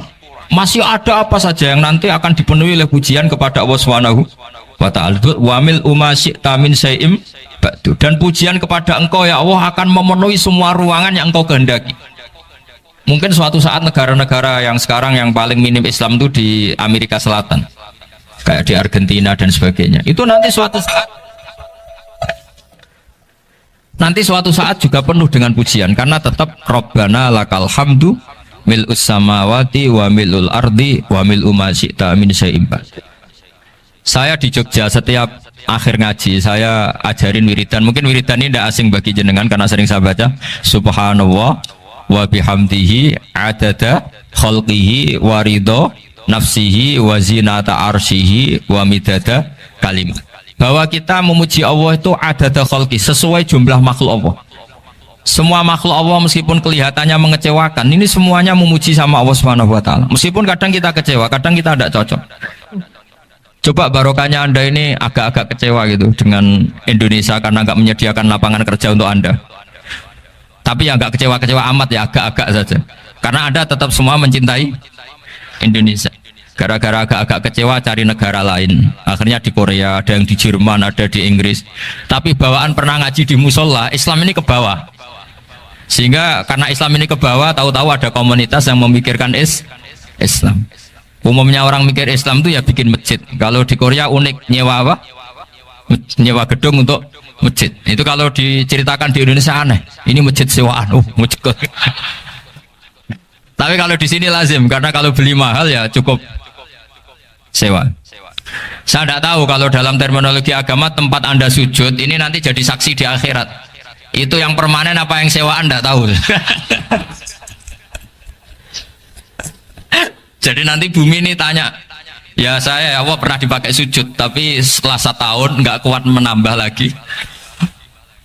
Makanya saya dukung tadi yang ada gerakan masjid apa. Sebenarnya permanen nggak permanen itu tetap bagus, ada usah memaksakan. yang jelas saya sudah ikut nyumbang lelang tadi, dan saya berharap uang itu benar-benar untuk masjid. Kalau untuk tamirnya juga nggak apa-apa, yang penting untuk menghidupi masjid. Saya juga termasuk kiai yang nggak suka kalau hukum itu terlalu fanatik. Misalnya uang ini untuk masjid, kemudian imamnya diterlantarkan karena alasannya ini untuk masjid. Imam kan tidak masjid. Nah ini kalau imamnya nggak diservis kemudian mutung terus pulang ke Indonesia, ini jadi masalah. Tapi saya juga nggak suka kalau ada negara gitu. Betul-betul saya tidak suka yang imamnya itu terlalu diservis. Ini buruk sekali kan. Pernah ada anekdot, ini anekdot tapi nyata. Ada negara yang sangat sehat, ya, Islamnya sangat sehat. Itu imamnya satu bulan tuh digaji 70 juta. Kira-kira 70 juta dibagi satu hari berapa? 5 sholat ya? 5 kali 30 berapa? Kira-kira saja. 150. Berarti per sholat dapat berapa ya? Kira-kira. Kan biasa potong gaji kalau berapa kira-kira? Singkat cerita, si kiai dari luar negeri tadi cerita apa Indonesia? Kiainya miskin-miskin, datang ke masjid kan kadang pakai ontel, adzan sendiri, komat sendiri, sholat sendiri kadang. Itu nasib orang-orang Sragen dan Salatiga sebagian. Itu yang lapor karena mereka itu. Kalau Rembang insya Allah enggak. Tapi ada semuanya Salatiga, sebagian begitu. Itu yang cerita kiainya, bukan ini bukan hoax. Memang kiainya cerita nasib kiai di Salatiga Gus katanya. Itu digojlok, tapi tetap sholat. Sehingga cerita orang tadi cerita, imamnya di sana naiknya Mercy, muadzinnya pakai BMW. Itu tetangga sebelah Indonesia banyak yang fasilitas imam seperti itu. Karena gajinya sampai 70 juta. Setelah dia cerita bangga karena negaranya mengapresiasi imam sholat, sama kayak Indonesia dia omongin gini, makanya kamu sholat terus, takut potong gaji ya. Gitu. Itu kagetnya bukan main dia. Dikira itu satu sifat kelebihan negaranya, ternyata buruk sekali karena imam sholat karena takut potongan gaji. Akhirnya ke Indonesia bangga, alhamdulillah kita sholat tambah gaji dan tetap sholat. Keren mana yang digaji sama Anda? Ini yang di atas ini banyak calon imam. Tidak keren mana imam yang digaji sama Anda? Keren yang enggak. Tapi kalau pertanyaannya dibalik, keren mana jamaah yang peduli imamnya sama yang enggak peduli? Jadi jawabannya harus tetap seperti itu. Imamnya keren yang ikhlas, tapi jamaahnya keren yang peduli imamnya. Jelas ini ya fatwa saya ya. Gimana? Imamnya baik yang ikhlas, tapi jamaahnya baik yang peduli nasibnya. Tapi sekali imam dari awal gak ikhlas itu harus di PHK. Itu bahaya bagi agama kalau awalnya sudah ada ikhlas. Karena nanti setelah habis subuh terus dihitung. Wong setahu saya sholat terus kok kenapa gajinya tinggal segini? Ya, setahu saya sholat terus kok gajinya tinggal segini. Terus nanti takmirnya bilang kemarin duhur Pak Yai tidak ngimamin, kemarin asar tidak ngimamin. Terus dihitung. Bisa enggak agama akan berjalan seperti itu? Enggak kan? Ya makanya pertanyaannya tadi, suka atau punya imam ikhlas? Suka, tapi imamnya juga suka kalau jamaahnya peduli. Ini penting, jadi saya mensupport Anda, mensupport kalian semua bahwa agama ini akan diurus oleh Allah Subhanahu wa taala. Makanya Sayyidina Umar radhiyallahu anhu kalau disuruh mikir agama itu tidak mau. Tidak mau betul deh. Ketika Umar jadi khalifah itu puncak keemasan masa Islam. Semuanya stabil, semuanya hebat. Sampai Irak, Iran zaman itu Persia masih, semuanya Mesir, itu semuanya ikut Islam. Ketika Islam pada puncaknya, yang dikhawatirkan oleh masyarakat adalah begini. Lalu setelah Umar itu bagaimana? Islam setelah dipimpin orang yang tangguh, yang kuat, yang waroi, yang zuhud. Lalu setelah Umar itu gimana? Tapi Umar disuruh mikir gak mau. Sampai setiap Abdullah bin Umar jalan-jalan di kampung-kampung itu abahnya dianggap pecundang. Tahu sampean pecundang? Orang yang nggak tanggung jawab. Karena orang-orang bilang gini, ya Abdullah bin Umar, bagaimana pendapat Anda kalau ada penggembala kambing di tengah hutan atau di tengah padang rumput, kemudian dia ninggal gelanggang kambingnya, kamu anggap penggembala ini gimana? Oh itu penggembala yang dolim itu. Pasti kalau kambing ditinggal ya kacau. Apalagi ini umat Rasulullah Shallallahu Alaihi Wasallam. Ini abah kamu tidak pernah wasiat, tidak pernah ngatur suksesi. Lalu Islam setelah dia bagaimana? Suruh dia ngomong penggantinya siapa? Karena beliau sudah sepuh, harus ada suksesi. Akhirnya Abdullah bin Umar lapor ke Umar. Ini gimana bah orang mengkomplain begini. Apa kata Umar? Agama itu beda dengan kambing katanya. Agama itu milik Allah Subhanahu. Mbok saya pikir, tidak saya pikir tetap jalan. Nah ini terbukti, jangan ulama ya ndak, mufti ya ndak, tapi bisa menjalankan agama. Kalau agama sampean pikir malah rusak, sudah pokoknya lakukan saja, tidak usah dipikir. Akhirnya betul, karena agama ini milik Allah. Soal kita serius memikirkannya itu karena khidmah, karena kita ingin berbakti pada agama. Tapi Anda tidak boleh berpikir kalau agama ini butuh pemikiran Anda. Beda loh ya. Kita khidmah agama serius karena kita ingin mengkhidmati agama. Tapi agama ini tidak pernah butuh kita, karena agama ini akan diurus oleh Allah Subhanahu. Coba pas sampean kecil, orang jilbaban di Indonesia itu banyak apa banyak sekarang? Banyak sekarang. Kiainya mutu orang dulu apa mutu orang sekarang? Tapi perkembangan Islam itu ramai sekarang apa ramai dulu? Ramai sekarang. Islam menyebar di seluruh dunia itu zaman Wali Songo, zaman sampean keren mana? Keren sekarang. Kualitas solehnya sampean sama Wali Songo? Wali Songo. Ini betul. Karena agama ini diurus oleh Allah Subhanahu wa ta'ala. Maka kata Sidina Umar, agama ini innallaha ta'ala yahfadhu dinah. Innallaha ta'ala la yudhi'u khilafatahu waladina. Allah itu tidak akan menyia-nyiakan agamanya. Ini terbukti. Agama ini pernah dipimpin orang terbaik di dunia, yaitu Rasulullah SAW. Ketika beliau intakola ila rofiqil ala, ketika beliau pindah ke alam sana, diteruskan oleh sahabat yang tentu jauh di bawah Rasulullah. Diteruskan tabiin, diteruskan para wali songo, diteruskan sang sampean yang jauh di bawah wali songo, sejauh-jauhnya. Tapi agama jalan sampai Korea. Agama jalan sampai apa? Dulu Wali Songo itu hanya sampai Mojokerto, sampai Tulungagung. Di bawah sampean, Kelayaban sampai mana ini? Korea. Coba kalau Allah tidak ngurus, nggak bisa.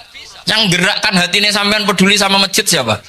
Allah Subhanahu wa ta'ala. Yang menggerakkan hati sampean peduli sama agama siapa? Tapi yang menggerakkan sampean ke Korea apa? Uang kan?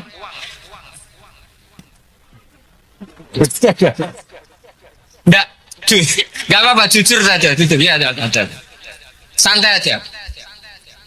Ini bagian dari keramatnya jenengan. Niatnya agak bener tapi dibenerin Allah di sini. Dari awal niatnya kan uang gitu. Tapi setelah di Korea dibenerin Allah. Mbok ingat agama gitu. Keren kan? Makanya yang syukur sama Allah Subhanahu wa ta'ala. Yang bisa hanya Allah ta'ala. Makanya dalam dunia kiai selalu baca apa? Alhamdulillah alladzi hadana lihada wa ma kunna linahtadiya laula an hadana Allah. Alhamdulillah kita diberi hidayat seperti ini. Kalau tidak Allah tidak bisa. Sudah mata duitan, kadang istri ngomel, mertua tidak percaya. Sudah setengah-setengah broken gini di saya tahu sampai ke Korea itu karena broken pas saking sayangnya keluarga. Potensinya hanya dua. Dibela-belain kerja demi keluarga atau agak broken maka ke sini. Tapi apapun potensi itu tetap baik. Itu takdir sudah, itu takdir, tidak usah dibicarakan. Semua itu apa? Karena orang kalau sedang rukun ya tidak mau tukaran, kalau sedang tukaran ya tidak mau rukun. Itu sudah semuanya takdir. Kata bapak saya dulu kalau ada orang mau jualan tanah, Pak Yai tanah saya mau saya jual.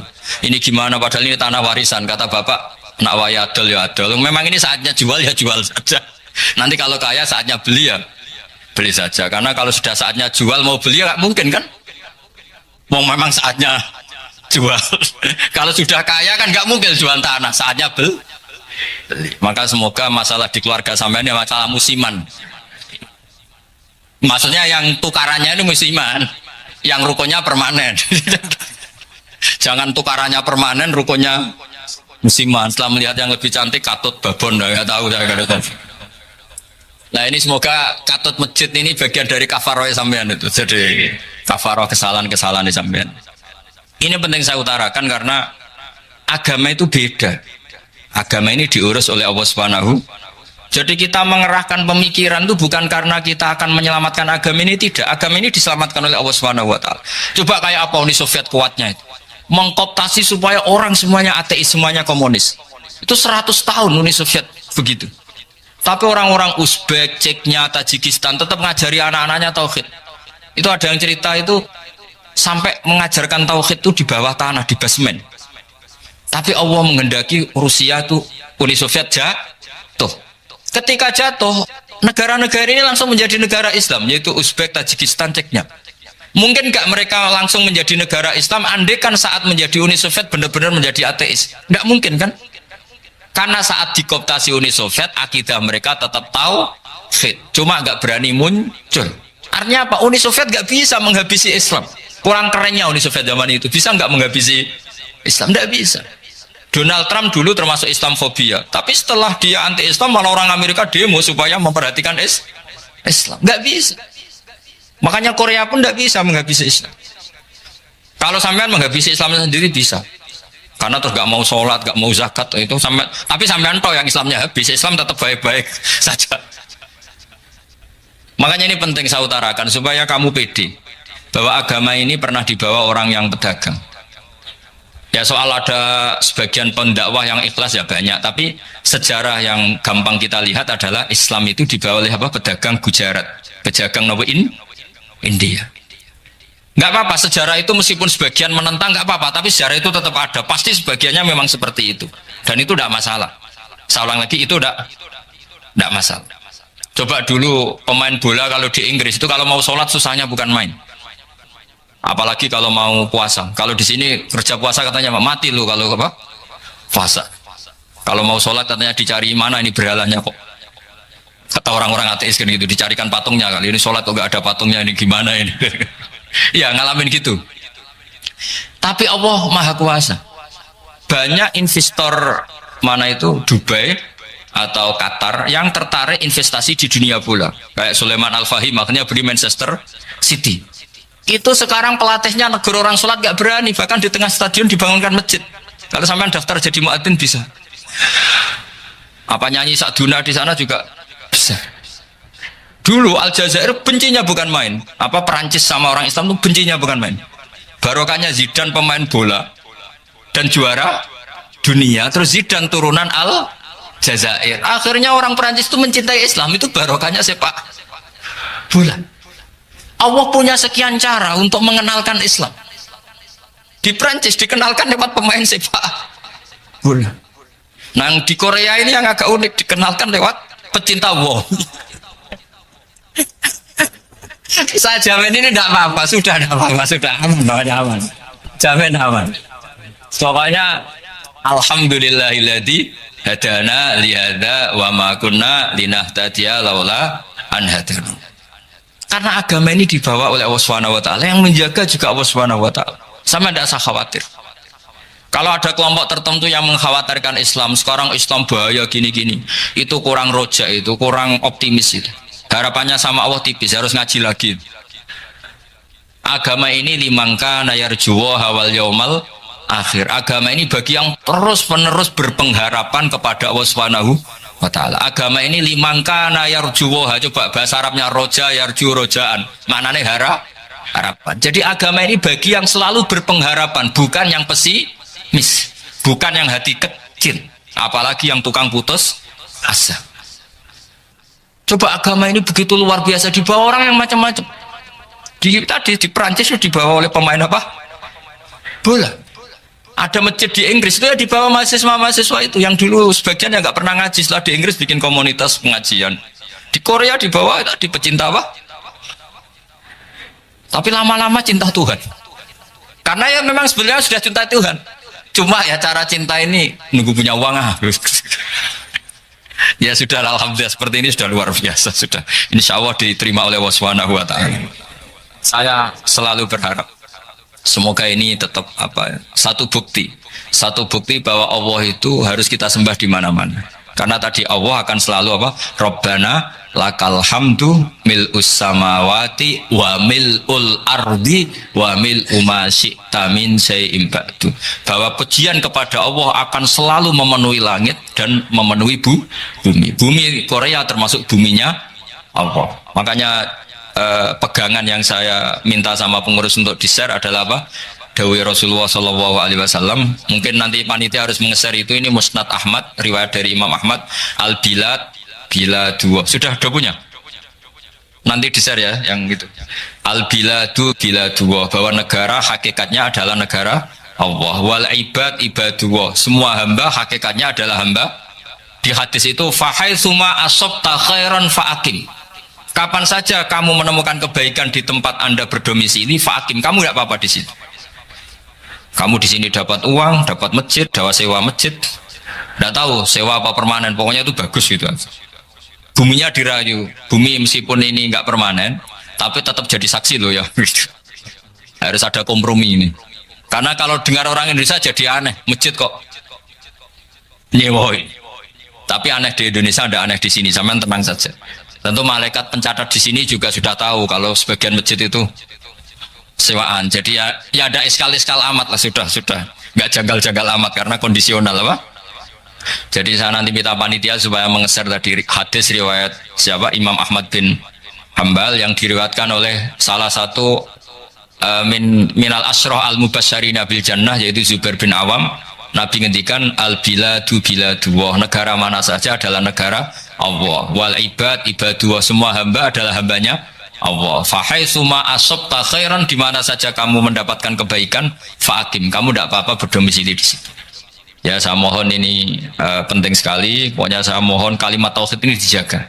Karena kalimat tauhid ini kata semua ulama kasyajaratin thayyibatin asluha tsabitu wa far'uha fis sama. Dan kalimat tauhid ini pasti tu'ti ukulaha kullahinim bi'izni rabbiha. Kalimat tauhid yang dibawa umat Islam seluruh dunia. Meskipun dia orang fasik, orang enggak benar, tetap tu'ti ukulaha kullahinim bi'izni rabbiha. Kalimat ini akan membawa berkah bagi orang yang dihinggapi atau didomisili umat Islam. Coba sebagian nanti orang Korea menjadi muslim itu karena di sini ada komunitas pekerja muslim, kemudian menyisakan asarul Islam. Apa? Jejak-jejak apa? Islam. Enggak apa-apa, pasti kalimat ini tu'ti ukulaha kullahinim bi'izni rabbiha. Jadi kalimat tauhid adalah kalimat yang kata Allah tu'ti ukulaha kullahinim bi'izni rabbiha. Anda tidak usah khawatir bahwa apa yang Anda lakukan apapun kecilnya akan ditulis oleh Allah Subhanahu wa taala. Kata Allah wa naktubu ma qaddamu wa atharahum. Di mana di surat Yasin itu? Inna nahnu nuhyil mauta wa naktubu ma qaddamu wa atharahum. Saya bisa menghidupkan orang mati dan semua amal kalian saya tulis, kata Allah. Wa atharahum, dan jejak-jejak yang pernah kalian lakukan juga ditulis. Tak terangno kowe nek ora paham kok nek mlebu swarga dadi paham. Dadi iki pilihane ku loro. Dadi nek kowe saiki ra paham kok ning swarga paham. Nek saiki paham kowe sok ben bun neraka dadi ra paham. Dadi mun ra usah direncana mlebu napa? Neraka wae mlebu dhewe ra usah direncana ampun. Dados ngeten nggih, dados ahli swarga ya kurang penggawean, pancen salat wis ra wajib, wis ra ono pilpres, gak ono apa dadi kurang penggawean. Ahli swarga niku saking kurang penggaweane iku jagungan. Dadi misale kula Mustofa Ruhin jagungan, piye enak ning swarga? Ya enak. Zaman ning donya piye? Terus cerita, saya itu punya teman ateis. Saya punya teman komunis yang ketika pertemanan dengan kita sering menghina kita karena kita ini percaya adanya hari kebangkitan. Teman saya itu sering melecehkan idza mitna wa kunna turaba wa idzaman inna lamadinun. Masa kita sudah jadi debu, jadi tulang belulang, kemudian kita akan dibalas amal-amal kita. Jadi singkat cerita, ini nunjukno nak wong soleh oleh kancanan wong dolim. Ya ini catatan ya, bahwa orang soleh itu zaman ning dunya oleh kancanan wong napa? Dolim. Buktinya yang soleh ini masuk surga. Kemudian kenangannya punya teman ateis. Zaman di dunia punya teman apa? Ateis. Entah temannya itu teman kerja atau teman kantor. Tentu tidak teman dalam akidah. Mungkin akidahnya tetap kita Islam, mereka ateis. Tapi teman, entah faktor kantor, entah faktor profesi, entah faktor kerabat. Tapi yang jelas si orang penduduk surga ini punya kenangan, kami dulu punya teman ateis. Ini kanali korin. Yang teman saya yang anti Tuhan itu mengatakan, melecehkan saya, aidza mitna wa kunna turaba wa idzaman inna lamadinun. Masa kita sudah jadi debu, jadi balung, tulang belulang, kemudian kita dihisab, atau kita nanti ada hari balasan. Nah terus ketika jagungan ini tadi saya bilang ahli swarga kurang penggawean dong. Lah piye delok piye jare kanca-kancane, moh ora melok di kanca. Jadi fayakuluna lah. Jadi ketika Ruhin muni ape delok jare Mustofa, jare Kifat, moh aku gak kancaku, delok dhewe jare. Lah si Ruhin kan wong kurang penggawean, mulai ning donya sampai ning swarga. Terus delok. Terus fatola'a faro'ahu fi sawail jahim. Bareng dekne delok roh kancane kejet-kejet ning neraka. Seneng dekne. Jadi wong nak hasud tuh antine swarga aja hasud. Semeneng terus muni ngene, tawahi ing kita laturdin. Dulu kamu hampir saja menyesatkan saya. Hanya zaman dia ateis sempat ngerayu supaya Ruhin dadi napa? Ateis. Kowe Islam ya tetep kere, melok ateis ae. Wis kere, zina rawani, maling rawani gak enak. Soalnya sering dirayu-rayu gitu. Makanya bilang apa? Tawahi ing kita laturdin, kamu zaman di dunia hampir saja menyesatkan saya. Walau la ni'matu rabbi lakuntu minal muhdharin. Kalau saja saya tidak diberi nikmat Allah, aku kelakuanku ya koyo kowe, akhirnya masuk neraka koyo kowe. Nah, terus ada soalu taladzudin. Dia tanya tapi saking senenge. Afama nahnu banyitin. Coba lihat saya sekarang. Apa saya sekarang mati? Tidak kan, saya tidak mati kan. Cuma mati pertama saja, mati zaman di dunia. Sekarang saya hidup lagi. Artinya kamu yang dulu memungkiri ada kehidupan, dulu aku saiki tidak mati. Ternyata saya sekarang hidup dan dapat nikmat kue ning neraka. Jadi ku nunjukno sunnahe manusa iku ora puas nak ora ngalahno musuhe. Nganti ning swarga iku ora lega nah. Jadi manusa iku hasudnya itu terlembagakan sampai akhirat. Jadi wong-wong sing tahu dimaki-maki kubu sebelah, iku nak kubu sebelah mlebu neraka. Iku kowe ning swarga gak marem nak gak delok. Dadi hasud iku ya seru no. Dadi nak kula pun mboten, makome mboten nonton, kula mboten. Niku makome Ruhin barang dadi lori lho kan dinyak melarat, gendut, kriting mangkel. Kudu menangi sing ngenyak mlebu neraka. Aja sampe sing ngenyak kita mlebu swarga kene mlebu neraka. Wah, gak puas ya no. Makanya gambarannya Quran itu manusia tetap manusia. Ketika orang kafir dengan segala kenikmatannya, misalnya mungkin Amerika, mungkin negara-negara yang sekarang kumo luhur dengan teori kapitalisnya, mungkin ngenyak Ethiopia, ngenyak Syria, ngenyak. Tapi apapun salahnya Syria, Ethiopia tetap iman, tetap swasta masuk surga. Meskipun ngurmat negara tidak pedes. Tapi yang ngurmat negara benar, tapi ngurmat iman tidak benar, bisa saja nanti masuk neraka. Itu makanya kita problem di dunia kan gitu. Makanya saya mohon, nah, umat Islam itu tidak perlu menjawab kritikan itu. Dari awal kita nanti enaknya itu di surga. Kali di dunia kita pasti salah.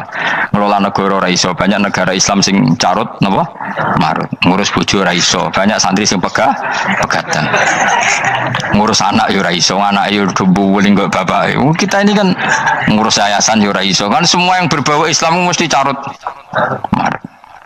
Karena ya apa ya, dari awal kita ini mah nggak serius ngurus dunia. Kok serius piye nyimpen duit wedi dosa ono hisab. Ape riba rentenir wedi dosa. Wape ngatur dunia nemen-nemen wedi dosa. Allahu al-mudabbir sing ngatur, kok melo ngatur barang. Wah, akhirnya karena wedi dosa terus goblok. Sebagian goblok klasik, sebagian keterusan. Nah, sing repot sing keterusan sampai asli lah iku terus kombinasi napa? Jadi wong Islam itu ora kober serius mengurus dunia. Kadang punya pemimpin fasik lah ben ngono pek-pekan dunia. Jadi ribet wong Islam. Akhirnya kita ini dihina. Wa idza marru bihim yatakhamazun wa idza qalabu ila ahlihim qalabu fakihin wa idza ra'ahum qalu innaha ula inapa ladallun. Orang-orang kafir itu kalau melewati orang Islam pasti ngenyek. Urip nyatane ngono, ngelola negara enggak bisa, ngelola keluarga enggak bisa. Nah, nanti kalau kita di surga itu kata Allah fal yaumal ladzina amanu minal kufari yadhakun. Nanti di surga orang-orang iman gantian menertawakan orang-orang kafir. Jadi itu menunjukkan bahwa kita tidak pernah puas sebelum dendam menertawakan. Jadi wis ning swarga iku cita-citane mukmin tetep fal yaumal ladzina amanu minal kufari yadhakun. Jadi kowe sok ben ning swarga iku ya Allah kasih saya fasilitas bisa melihat penduduk neraka. Terus dia neng teras-teras warga dipertontonkan orang kafir alal aroiki yang turun hal suwibal kufaru makanu ya fa'alun delok saiki kowe mbek aku mulya ndi. Jadi dendam itu penting. Tapi sebenarnya ini swarga ning donya wis kalah wis nurut ae no. Dadi menteri yo nurut wis pokoke nurut ae wis barang donya pepen wis. Cuma ora bener ya dielingno iku bahaya ora bener. Tapi ora usah kerusuhan, biasa wae. Gremeng soalnya ketika jadi udun no? Katanya memang gitu, orang emosi nak dimpet tuh jadi udun, jadi wis sadok gremeng. Tapi yang jelas Allah punya sunnah bahwa manusia itu tidak bisa puas sebelum melihat musuhnya kalah. Sehingga ahlul jannah yang notabene sudah penuh kenikmatan itu tetap dia nggak lego kalau nggak tahu nasib orang yang dulu menghina dia. Makanya ini peringatan bagi kita bahwa kita berteman orang tidak soleh di dunia itu boleh. Buktinya tadi ahli surga ketika Jagungan cerita saya punya teman ateis yang selalu mencibir saya, katanya nanti nggak ada hari kebangkitan. Lalu teman ateis saya sekarang di mana? Sekajak kancana dulu ya teman-temannya bilang fayakuluna laga. Tapi si teman ini tetap ingin melihat. Selesai lihat ternyata itu di neraka. Terus melakukan dialek tadi, apa yang kamu katakan salah, kamu mengatakan setelah mati akhir urusan salah, ternyata saya sekarang tidak mati. Afama nahnu bimai itin illa mutatanabuna. Jadi saya mohon sekali teman-teman yang hafal Quran itu harus hafal sampai seperti saya ini, sehingga tahu duduk perkara ini Quran itu kayak apa. Mau Quran tok ibadah, wis suwe nama Quran ibadah. Tapi ndak paham, wong khawarit sing tukang mateni wong ya hafal Quran. Itu gara-gara rafa kami akhirnya kewaco. Nah, kandani ku angel. Sing kandani kudu aku. Nah, sing kandani Mustafa padu merapal kan. Sing kandani kudu aku. Boyo wong ku mikir to.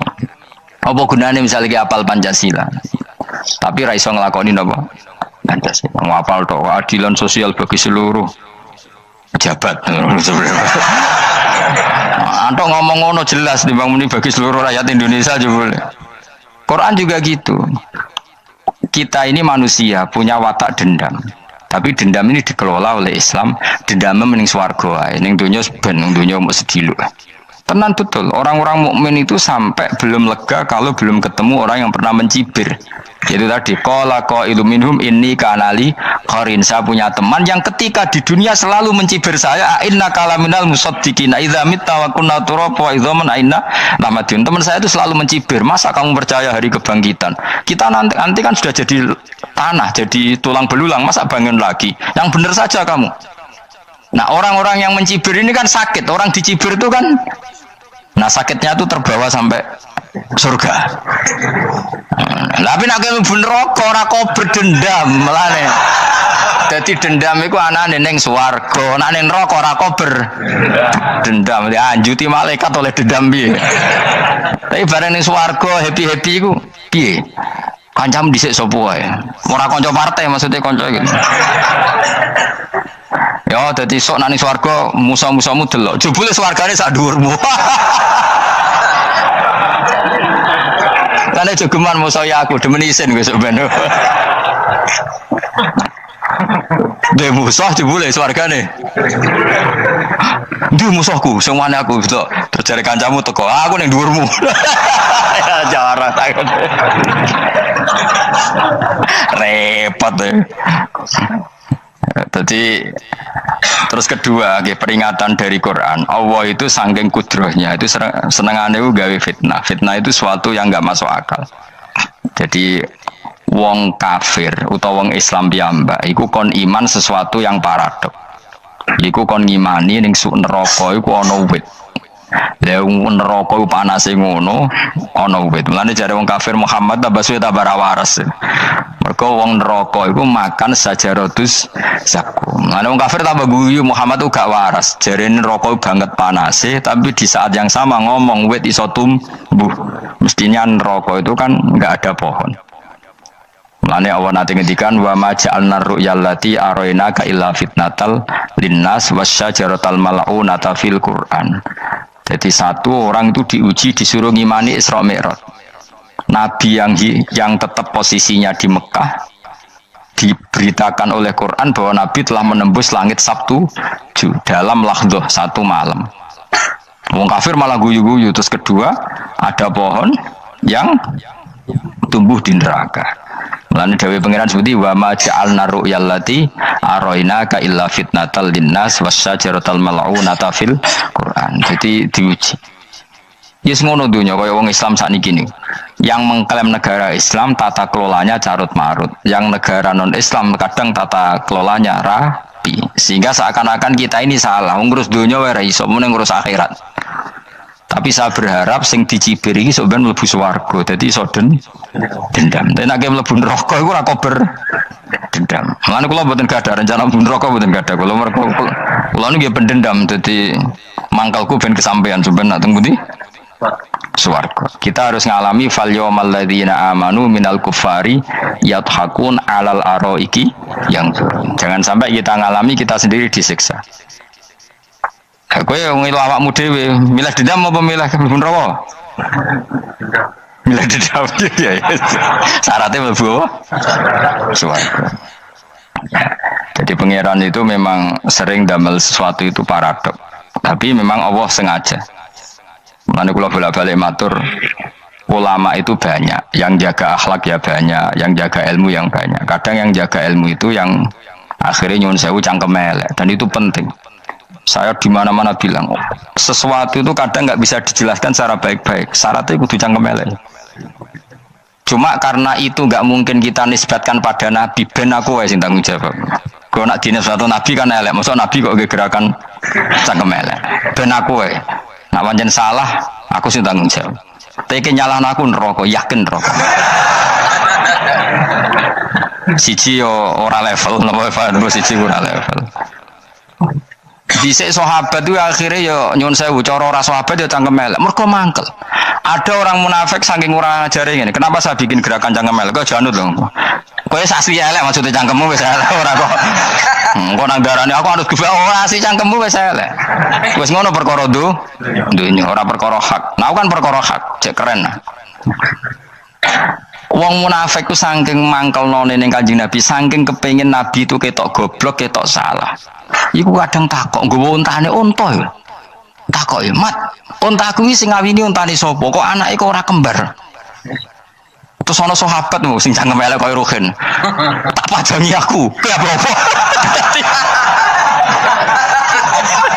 Dadi oleh muni ku nazautu alaiha, nazautu cara aku sing nyelingkuhi. Terus ki apa? Mergo gak trimo nabine dikei pertanyaan sing gak masuk akal.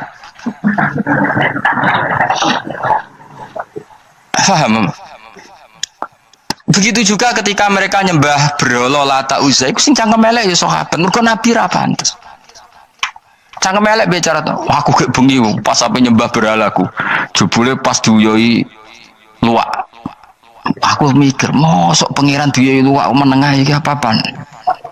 Dikencingi apa? Luwak. Ada lagi orang Bedui, orang munafik tanya, Muhammad, idda'aita annaka utiyal wahya, kamu itu mengklaim kamu dapat wahyu, sekarang unta saya hilang. Lalu posisi unta saya di mana? Kamu idda'aital ghaib, kamu mengklaim tahu barang ghaib, sekarang unta saya di mana? Sahabat akhirnya cangkem elek, tak colong apa-apa pokoknya. Pokoknya butuhnya mangkel lo, bodoh mangkel lo nih. Mergo gak terima Nabi ini nggo pertanyaan-pertanyaan yang tidak mendidik, yang menyudutkan.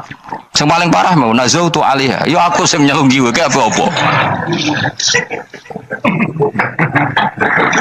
Nah sama misalnya orang kafir bilang orang Swiss lebih bahagia timbang orang Eropa, orang Ethiopia. Orang Eropa lebih bahagia ketimbang orang Syria. Kamu harus bilang kata siapa? Coba ukur. Kita yang miskin, kita yang tidak menteri, kita yang tidak siapa-siapa. Andai kan ditimang kebahagiaan kita dengan menteri tidak mesti kalah. Mereka juga punya atasan yang mengganggu kan. Kue jadi buruh majikan ya tersita oleh atasan, menteri ya tersita oleh atasan. Kebebasannya ya ada yang tersita. Wayai pengen turu harus ngantor, wayai kepengen mangan harus rapat. Kamu ya tersita pe mangan rakelar ya sesuai tersitanya macam-macam kan. Semua itu kita sama kok. Ada yang sesuatu yang kita tidak gesam, mereka juga sama ada sesuatu yang tidak. Ya. Sebenarnya pola hidup itu kan sama. Dan itu kadang-kadang yang jadi aman, kadang-kadang mau cangkem elek sing iso jawabnya. Tapi saya ulang lagi itu nggak mungkin kamu nisbatkan kepada Rasulullah karena Rasulullah itu ahsanan nasi khalqom. Tapi ulama ben tetep ngene iki. Sing kaliber lho ya. Sing kira-kira cangkem elek tetep keramat kok kula lah minimal kaya kula. Kulo ini cangkem elek tetep keramat. Kowe sopan tetep keramat, ora ono ilmune kok. Entekno sopan ora ono pengaruh ya. Entekno sopan tetep keramat aku, yakin keramat aku. Baik sopan lah ya. Ora ono ilmune apa-apa. Sopan yo keliru, cangkem elek yo keliru, urip yo keliru, mati yo keliru, pokoke kadung keliru. Ana ulama diomongi. Pak Yai, kalau neraka itu, kalau setan dari api, kemudian setan disiksa api kan sejenis, susahnya apa? Kiai ini mangkel terus ngambil segenggam tanah disawur ora ini. Loro Yai, jari kayak kok tanah, kena tanah kok loro. Nggak bisa seperti ini diberi penjelasan baik-baik. Setan itu kok geni Pak Yai, jari disiksa di neraka kan nggak apa-apa, sama-sama api. Kiai ini ngambil tanah, disawur ora ini. Barang mau sakit Kiai, jari kota anak kena tanah kok sakit. Hanya jangan katakan kalau setan dari api kena api tidak sakit. Coba kamu kasih penjelasan baik-baik. Ngapunten nggih, umpami jenengan nggih, ngapunten lho nggih. Ngapunten lho nggih, umpami jenengan nggih. Ngapunten lho nggih. Kesuwen. Umpami jenengan kena tanah sepundi iki mboten napa-napa, kena tanah kula biasa ya. Kan kesuwen. Tidak bos sawuri raine terus kelilipan padahal materi manusia dari tanah ternyata kena tanah sakit. Saya akan ngaji tentang betapa mudahnya berbuat baik dan betapa mudahnya bersosialisasi yang jadi kebutuhan sosial masyarakat. Kemudian di saat yang sama sebagai kebaikan menurut Islam. Ini saya baca kitab yang sangat otoritatif, yaitu kitab Sahih Muslim, di mana kita tahu dalam Islam pegangan ahli sunnah wal jamaah juga pegangan ulama seluruh dunia adalah Al-Kutubus Sittah, kitab 6 diantaranya yang hadis Bukhari Muslim. Di sini ketika Nabi ditanya tentang beberapa kebaikan, yaitu dari pertanyaan ayul a'mali afdol, amal apa yang terbaik, di antaranya Nabi menyebut sekian: iman billah, iman kepada Allah Ta'ala. Kemudian ini yang penting dilakukan semua pemimpin, oleh bupati, oleh wakil bupati, oleh seluruh pemimpin, baik struktural maupun kultural, maupun pemimpin kecil, yaitu di keluarga. Yaitu Nabi ngendikan di antara misi Islam adalah memerdekakan budak. Kemudian ada yang lagi tanya lagi, fa'illam af'al. Lalu dari sekian kebaikan yang butuh biaya itu saya tidak mampu melakukan ya Rasulullah. Kalau nyumbang masjid saya tidak mampu, kalau berbuat bikin fasilitas umum saya tidak mampu.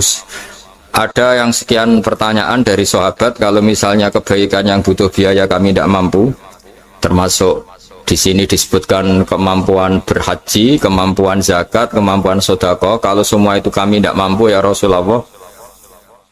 Kata Nabi, tu'inu shani'an aw tasna'u li akhrat. Ini di Sahih Muslim di bab iman dengan judul Babu bayani kaunil iman billah afdalal a'mal. Kalau saya tidak mampu semua melakukan itu ya Rasulullah, yaitu melakukan kebaikan yang butuh biaya, kayak bangun masjid, bangun jalan, bangun fasilitas-fasilitas publik.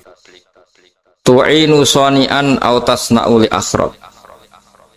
Tu'inu nulungi sira shani'an ing wong sing ahli sun'ah, ahli kreatif, atau ahli, kalau orang sekarang itu bilang dia pekerja rumahan atau production house atau apa saja.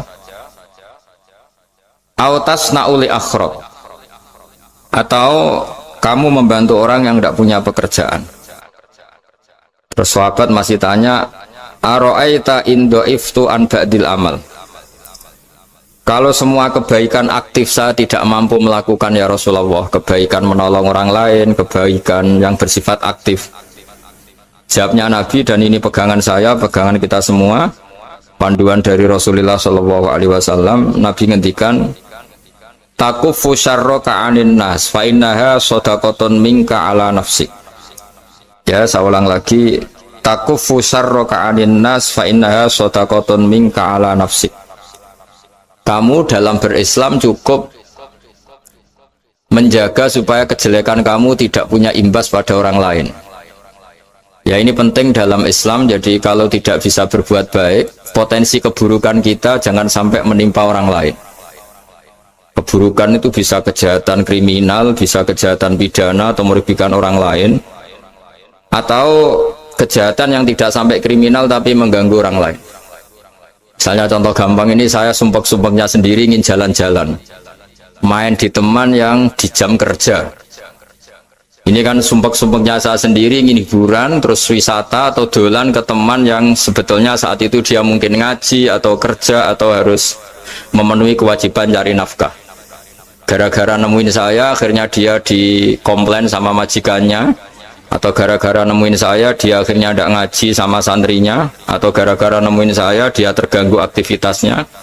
Itu juga tidak boleh, karena berarti keburukan kita punya akibat pada orang lain.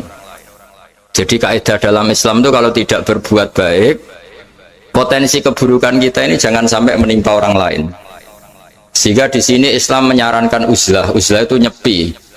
Jadi misalnya kita baru penat, baru bawaannya itu emosi, baru gak suka kumpul orang, itu ya sebaiknya jangan jalan-jalan, karena di antara kebaikan Islam itu tabassum, senyum, atau talqatu wajhin, ceria. Tapi karena kita mungkin jatuh kredit, jatuh hutang, atau punya masalah keluarga, sehingga bawaan kita itu emosi. Nah, dalam seperti ini sebaiknya uzlah, menutup diri. Sehingga kata Rasulullah SAW dalam zaman akhir, di antara kebaikan itu kamu meninggalkan manusia aktivitasnya, kemudian watadaun nas min syarrik, kamu meninggalkan manusia supaya nggak kena keburukan kamu. Jadi ada momen, ada saat di mana kita mungkin kalau ketemu orang itu bawaannya ingin sengak, ingin ngomong yang nggak enak, atau kita baru penat, itu sebaiknya uzlah saja, mengurung diri di kamar atau isolasi sendiri, karena bawaannya baru emosi. Nah, ini yang jarang dipraktekkan. Kalau sekarang malah banyak yang saat susah malah bawaannya ingin namam, ingin menvonis orang lain atau ngadili orang lain. Padahal pesannya Nabi, kalau semua kebaikan aktif tidak bisa kamu lakukan itu, takuffu syarraka 'anin nas fa innaha shadaqatun minka 'ala nafsik. Sehingga keburukan kita, ya saya ulang lagi, keburukan kita yang ingin emosi, ingin apa, itu tidak punya akibat orang lain. Di sini kearifannya Rasulullah SAW, beliau masyhur ngendikan, layak dilqodi wa ghadban. Jangan sampai seorang hakim bikin keputusan ketika emosi, karena bawaannya orang emosi itu pasti nggak terkontrol intelektualnya, nggak terkontrol nuraninya, nggak terkontrol semua sifat baiknya. Itu kalau punya keputusan bahaya sekali. Sehingga Nabi dari awal ngendikan layak dilqodi wa ghadban, orang yang sedang emosi tinggi jangan bikin keputusan penting. Kemudian oleh ulama diteruskan juga jangan bikin keputusan penting orang yang sangat lapar, atau yang sangat kenyang, atau yang sangat ngantuk, atau yang super sibuk. Jadi hal-hal yang potensi buruk dalam mengambil keputusan itu harus ditinggalkan. Sehingga misalnya bupati atau wakil bupati kalau sedang tidak nyaman dengan suasana apa, nggak boleh rapat kemudian memutuskan keputusan penting. Begitu juga kiai dan semuanya. Nah, ini yang supaya otoritatif. Kenapa saya bawa kitab itu logikanya jelas ya. Kita sebagai dai, sebagai ustadz, atau sebagai mubalek, atau sebagai siapa saja, yang ingin kita wariskan ke umat Rasulullah adalah dawuh-dawuhnya Nabi. Dan kalau kita ngaji tidak pakai kitab, itu sebenarnya umat kita jejali dengan pikiran kita, dengan ide kita. Jangan-jangan ide kita, pikiran kita ini tidak mewarisi pikiran Islam, tapi pikiran kita atau emosi kita. Tapi kalau kita baca kitab, artinya umat ini berhak mendapat apa yang diteladankan dan disabdakan oleh Rasulullah SAW. Tapi kalau kita, itu pasti inginnya itu kita. Misalnya kita Bupati Banyuwangi, mungkin kita akan cerita Banyuwangi dengan asik. Tapi bagi daerah lain, apa urgensinya bagi saya? Begitu juga kalau kita kiai, mungkin kita akan cerita fadilnya kiai. Tapi bagi orang lain yang keutamaannya jadi pekerja, jadi satpam, jadi guru, jadi pegawai negeri yang adil, sehingga subjektivitas kita ini akan tinggi. Tapi kalau kita sebagai kiai baca hadis, maka umat ini mendapatkan panduan dari Rasulullah SAW. Nah, dari sekian panduan itu kata Nabi, jika Anda tidak bisa berbuat kebaikan aktif, maka kebaikan yang harus Anda lakukan adalah potensi kejelekan kamu jangan menimpa orang lain. Makanya saya berkali-kali bilang, saya ini termasuk kiai yang jarang main ke alumni. Karena tadi kadang-kadang alumni itu sudah mau kerja di tempat kerjanya atau mau janjian ngantar anaknya sekolah, gara-gara ada saya mungkin semua itu dibatalkan. Sehingga silaturahim itu juga harus dimanage supaya tidak mengganggu haknya orang yang kita silaturahimi. Jangan sampai silaturahim jam 9 saatnya orang kerja kemudian dia dapat peringatan dari pabriknya gara-gara sering didolani kiainya, itu kan jadi ribet. Atau kiai karena sering didolani terus tidak ngaji metu tamu terus, itu kan jadi ribet. Apapun itu, sehingga orang itu harus berpikir perilakunya itu tidak punya akibat la doror wala diror, jangan mengganggu dirinya juga jangan mengganggu orang lain. Ini oleh Nabi disebut takufu syarroka adin nas fa innaha sodakotun minka ala nafsik. Sifat buruk kamu itu harus dijaga supaya tidak menimpa orang lain, dan itu berarti menjadi sodakoh kamu atau amal kamu pada diri kamu sendiri. Jadi ini penting dimaklumatkan ke semua kita, bahwa saat kita tidak bisa berbuat baik aktif, misalnya nggak bisa sedekah, nggak bisa menolong orang, setidaknya keburukan kita tidak menimpa orang lain. Nah, termasuk keburukan yang terselubung adalah kita punya pikiran yang menurut kita ini hebat, tapi bagi orang lain mungkin bahaya. Misalnya kita punya pikiran ingin jadi orang kaya raya yang dermawan. Itu artinya kan pikiran baik karena ingin jadi dermawan. Tapi artinya bayangkan orang lain tuh miskin semua butuh derma kamu. Mana mau orang lain kamu bayangkan miskin butuh derma kamu. Orang lain juga bayangkan dirinya kaya gak butuh derma kamu. Itu namanya kebaikan yang subjektif. Kamu ingin jadi kiai yang ngajarin orang banyak, oke, itu baik. Tapi kan berarti kamu bayangkan orang lain gak bisa ngaji, terus kamu saja yang bisa ngaji sehingga kamu yang ngajarin.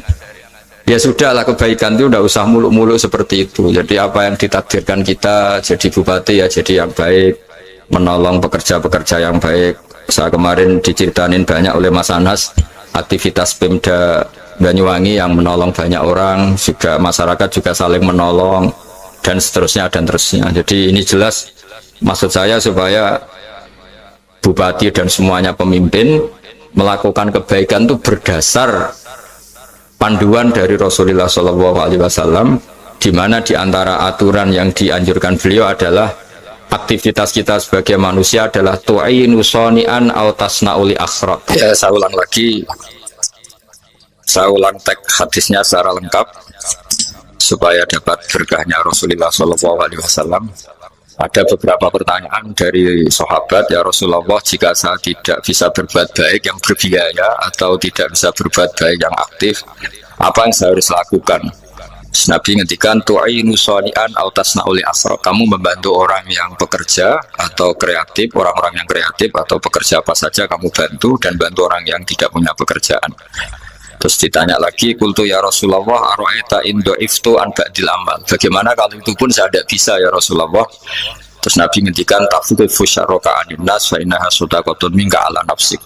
Yang penting keburukan kamu tidak menimpa ke orang lain, dan itu bagian dari sedekah kamu.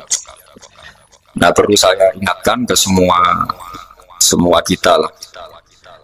Makanya pentingnya membaca umat Islam dengan ilmu usul fikih. Saya berkali-kali bilang, jika ada seseorang tidur, itu jangan kamu baca sebagai tidur yang meninggalkan tahajud, meninggalkan sholat qiyamul lail, meninggalkan wiridan di malam hari. Tapi juga bacalah saat itu dia tidak dugem, tidak maksiat, tidak narkoba. Sehingga barokahnya ilmu itu ada respek pada umat Islam yang tidur. Karena tidur itu juga ada fungsi meninggalkan sekian maksiat, sekian kriminalitas. Tapi kalau kita kulino tidak baca dengan ilmu, maka melihat orang tidur itu ya kayak meninggalkan tahajud, meninggalkan wiridan, meninggalkan qiyamul lail, sehingga bawaannya kita ini akan kurang respect. Tapi kalau kita membacanya dengan ilmu, orang yang tidur di malam hari, maksudnya ya sudah sholat isya, itu ada sekian potensi maksiat yang dia tinggalkan. Dia tidak ngerasani orang, tidak adu-adu orang di medsos, dia tidak dugem, tidak meninggalkan. Pokoknya ada sekian kebaikan dalam saat tidur itu. Ini barokahnya ilmu. Tanpa ilmu kita tidak bisa respect seperti ini, karena bawaannya akan, oh ini malam-malam tidak tahajud, tidak wiridan, tidak apa. Tapi kalau kita dengan ilmu, itu akan membaca dengan tidur, artinya orang tidak maksiat, tidak dugem, tidak ngerasain orang, tidak ngata-ngatain orang. Nah, di sini sadaqallahul azim ketika ngendikan wa min ayatihi manamukum bil laili wan nahar. Termasuk ayat Allah itu orang tidur. Maksudnya tidur yang dengan dimaknai positif tadi, bisa istirahat, bisa meninggalkan maksiat, bisa apa-apa. Nah, ini di sini hebatnya Rasulullah Shallallahu Alaihi Wasallam ketika beliau memandu kebaikan.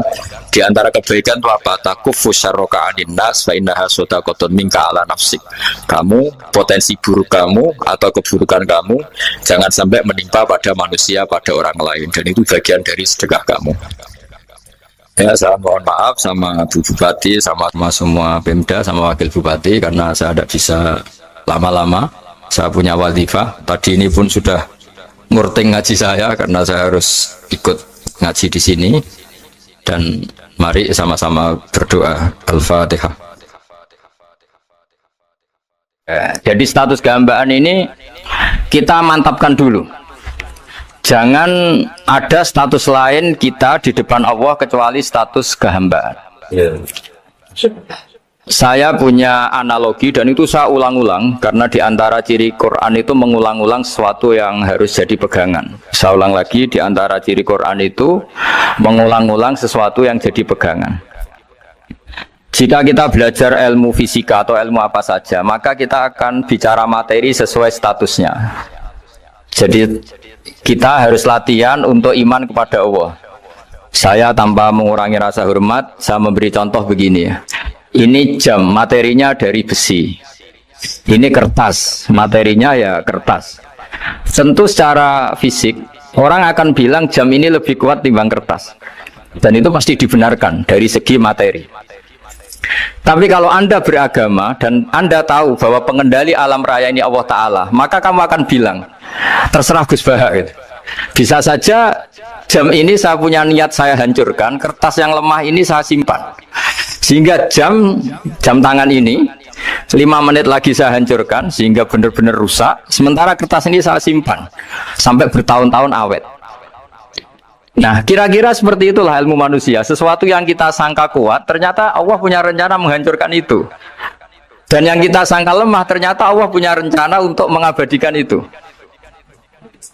Nah, di sini pentingnya iman, lahu maqalidus samawati wal ard. Hanya Allah yang mengendalikan semua. Jadi jangan mentang-mentang kita punya ilmu bahwa materi besi itu lebih kuat timbang kertas, terus kita pastikan bahwa besi lebih awet ketimbang kertas. Kita sisakan satu keyakinan, terserah Allah, terserah pengendalinya. Nah itu agama, bilang terserah pengendalinya itu agama. Ya mungkin tadi aja problem sinyal, saya ulang lagi. Ibarat saya ini megang jam tangan, yang materinya dari besi. Ini kertas yang materinya lemah. Tentu kita akan bilang bahwa jam atau besi lebih kuat ketimbang apa? Kertas. Tapi Anda salah. Anda harusnya ngomong bahwa terserah pengendalinya. Bisa saja saya punya rencana menghancurkan besi ini sehingga 5 menit lagi hancur. Dan saya ingin mengabadikan kertas ini saya simpan di tempat yang aman. Nah kira-kira agama itu bukan anti ilmu, sehingga agama boleh kamu mengatakan besi ini lebih kuat ketimbang kertas. Tapi harus kamu tambahi dari segi materi. Tapi kalau dari segi pengendalinya, maka kita jawab terserah Allah Subhanahu wa Ta'ala. Nah ini di sini pentingnya beragama. Jadi meskipun Mars tuh kayak apa kuatnya, bumi gunung kayak apa kuatnya, ternyata gunung yang kita kira kuat ternyata nyimpan magma yang potensi meledak. Yang gunung kecil yang kelihatan dari pasir kecil yang tidak berdaya ternyata nggak nyimpan magma, jadi nggak direncanakan untuk diledakkan. Itu, nah agama itu seperti itu yang disebut di surat Yasin misalnya. Allah itu siapa? Biyadihi malakutu kulli, yang dalam kendalinya itu semuanya di alam raya ini. Sehingga di kehidupan nyata juga sama. Ada orang yang nekuni ilmu ekonomi, tapi miskinnya Masya Allah. Ada yang gobloknya Masya Allah tapi kaya. Ada kiai yang punya doa banyak, hidupnya biasa. Yang nggak punya doa kaya. Itu saya pernah baca di sebuah hadis qudsi. Ada riwayat begini. Nabi Musa ketemu Allah ditanya, Limadha kata Allah, kenapa saya memberi rezeki orang yang bodoh? Mak itu orang yang bodoh sekali. Kadang tak ciptakan dia jadi orang kaya, dan yang pintar ekonomi kadang tak ciptakan jadi orang miskin. Si Nabi ini tanya, kenapa ya Allah? Supaya dia tahu yang mengendalikan rezeki itu saya, bukan ilmunya dia kan. Jadi banyak orang, misalnya kita yang pintar dipekerjakan orang yang nggak pinter, yang punya pabrik tidak pinter, mengerjakan orang yang pinter. Jadi ya kira-kira agama itu seperti itu. Sehingga dalam kita beragama itu yang paling ditekankan itu tawadhu. Tawadhu itu merasa sopan atau memang sopan betul. Kalau dalam Ihya disebut, sekiranya Anda tidak bisa tawadhu secara rasa, tawadhulah secara ilmu. Saya ulang lagi ya, sekiranya Anda tidak bisa tawadhu secara rasa, tawadhulah secara apa? Ilmu. Karena ilmu itu akan abadi. Saya beri contoh begini, saya ini kan misalnya kiai di kampung saya atau di kecamatan saya. Saya mungkin bisa merasa hebat karena saya tokoh di sini. Tapi pastikan sebelum ada saya yang bernama Baha ini, agama sudah jalan. Dan di daerah lain yang nggak kenal saya juga agama sudah jalan. Betapa tidak pentingnya saya di kawasan-kawasan yang nggak butuh saya, atau di era yang sebelum ada saya. Nah, dengan ilmu seperti itu orang pasti tawadhu, karena dia tahu daerah yang nggak ada saya ternyata ya ada masjid, ada agama. Periode yang sebelum ada saya juga agama jalan. Sehingga kita tidak kumo luhur, wah kalau nggak ada saya agama nggak jalan. Zaman Wali Songo tidak ada saya agama ya jalan. Ekonomi juga gitu. Kalau Anda pakar ekonomi yang mensejahterakan rakyat, cara tawadhu itu kalau nggak bisa dengan rasa, dengan ilmu. Sebelum ada kamu banyak orang kaya, banyak orang yang nggak kenal kamu juga kaya. Banyak periode yang saat itu udah ada Anda juga kaya. Berarti Anda ini tidak siapa-siapa. Makanya saya pernah didatangin seorang profesor, ini kisah nyata. Gus, sebetulnya saya dengan bapak saya itu pinter mana? Bapak saya itu tidak tamat SD, tapi saya bisa profesor. Saya ini profesor, anak saya naik kelas saja sudah senangnya bukan main. Setidaknya ini orang bodoh bisa menciptakan orang pinter, yang orang pinter kesulitan menciptakan orang pinter lagi. Nah, kalau kita tidak bisa tawadhu secara rasa, tawadhulah secara ilmu. Ikhlas juga gitu, saya sering ngajarkan ikhlas di beberapa kesempatan ngaji. Kalau Anda tidak bisa ikhlas secara rasa, ikhlaslah secara ilmu, pasti bisa, bukan mungkin bisa, pasti bisa. Secara ilmu, makanya di Quran disebut fa'lam annahu la ilaha illallah. Ilmu, fa'lam itu dari kata ilmu. Saya beri contoh, saya mulai kecil sampai sekarang saya sekitar umur 50 tahun. Mulai kecil sampai sekarang itu ya bilang kalau kertas ini putih. Itu ya ada yang gaji, ada yang bayar, tapi saya selalu bilang kertas ini putih. Yang hitam ya saya katakan hitam, yang merah saya katakan merah. Kenapa? Karena itu fakta. Saya ulang lagi, karena itu fakta. Sehingga saya untuk mengatakan putih tidak perlu ada yang bayar. Sehingga ketika kita latihan sholat, latihan ibadah, dan mengakui Allah itu sebagai Tuhan kita akan malu. Loh, faktanya Allah itu kan Tuhan. Mau mengatakan fakta kok minta upah, ini gimana? Kita mengatakan Allah Tuhan itu sama dengan mengatakan kertas ini putih. Sama-sama itu fakta. Sama seperti saya mengatakan Pak Jokowi itu presiden kami. Itu kan fakta. Masa nunggu kalau dikasih BLT ada katakan presiden, kalau enggak ya enggak. Itu kan ribet jadi. Pak Manut misalnya rektor UGM, mbok saya enggak digaji di sana atau enggak kerja di sana, bilang kalau beliau itu rektor. Pak Ganjar gubernur Jawa Tengah, mbok saya dikenal apa enggak ya beliau tetap gubernur. Lama sekali kita mengatakan fakta itu ikhlas. Ikhlas itu artinya enggak minta apa-apa, karena kita ingin ngomong sesuai fakta. Nah, Allah Tuhan itu fakta gitu. Nah, kenapa untuk mengatakan Allah Tuhan nunggu? Dah, saya ini Tuhan kamu. Ya nunggu dulu Gusti, kalau engkau masukkan kami ke surga, engkau Tuhan. Kalau enggak ya enggak jadi. Itu tidak bisa seperti itu. Yang tetap Tuhan. Nah, kalau Anda tidak bisa ikhlas secara rasa, ikhlaslah secara ilmu. Ilmu ya tadi kita akan selalu bilang yang putih putih, yang hitam hitam. Makanya ini pentingnya ilmu. Tawadhu juga gitu. Kalau Anda ditakdir orang yang GR, yang gede rumongso, ditakdir orang yang kumo luhur, secara rasa bisa dilawan secara ilmu. Ada periode di mana sebelum ada kita yang kaya ya banyak, yang dapat hidayat ya banyak, yang terpelajar ya banyak. Ada daerah yang nggak kenal kita, nyatanya pendidikan di situ jalan, sistem sosial baik. Betapa tidak pentingnya kita. Nah, ini nanti memaksa kita atau melatih kita untuk tawadhu. Nah, dari hikmah ilmu itu kemudian kita minta maaf sama orang lain itu mudah. Karena kita sadar bahwa adanya kita ini problem. Saya sering digojlok orang-orang kaya. Orang-orang kaya itu ya kadang agak kurang ajar tapi nggak bisa dibantah.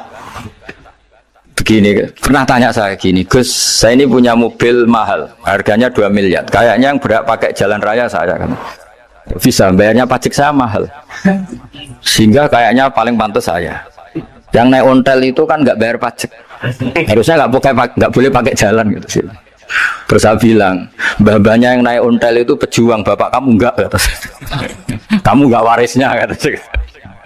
Artinya ada teori dalam kitab hikam itu kitab tasawuf dalam pesantren. Itu kebaikan saja di soal.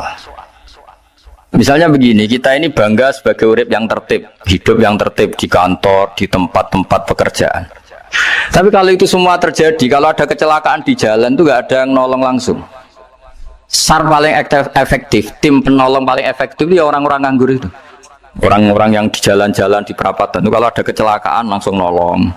Itu nanti ambulan itu yang kedua, ketiga, yang nolong pertama ya orang-orang yang nganggur-nganggur di jalan itu. Ada orang tersesat nolong. Maka ketika seorang sahabat tanya, ya Rasulullah, kalau engkau melarang kita jagongan di jalan itu kita tidak bisa. Tapi kata Nabi, ya silahkan saja, tapi adu hak torik, kamu di jalan itu datangkan. Apa itu? Ya kamu bisa amar ma'ruf nahi mungkar. Coba kalau di terminal, di tempat publik banyak orang yang soleh, itu nanti copet ya sungkan. Yang mau jambret ya sungkan, karena yang di situ orang-orang soleh. Nanti yang nggak sholat juga sungkan, karena yang di situ banyak yang sholat. Jadi kenyamanan orang pergi jauh di tempat-tempat sepi itu ya barokahnya orang-orang nganggur terus ngaji, wah nengkono masih rame, ada orang yang di perapatan, di pertigaan. Bayangkan kalau ini orang-orang soleh, pasti itu nyaman karena wilayah publik dihuni orang-orang yang soleh. Tapi orang pasti bilang itu nggak tertib. Kita inginnya hidup ya tertib di kantor atau yang suka di masjid, di masjid. Tapi kalau itu terjadi, itu nggak ada tim SAR gratis yang setiap saat kalau ada orang kecelakaan nolong. Makanya dalam makalah hikam itu paling masyhur diantaranya itu, manusia itu siapa? Manusia itu mangkanat mahasinuhu masawiyah, fakih falatakun masawihi masawiyah. Manusia itu orang yang saat baik saja ada salahnya, apalagi masalah.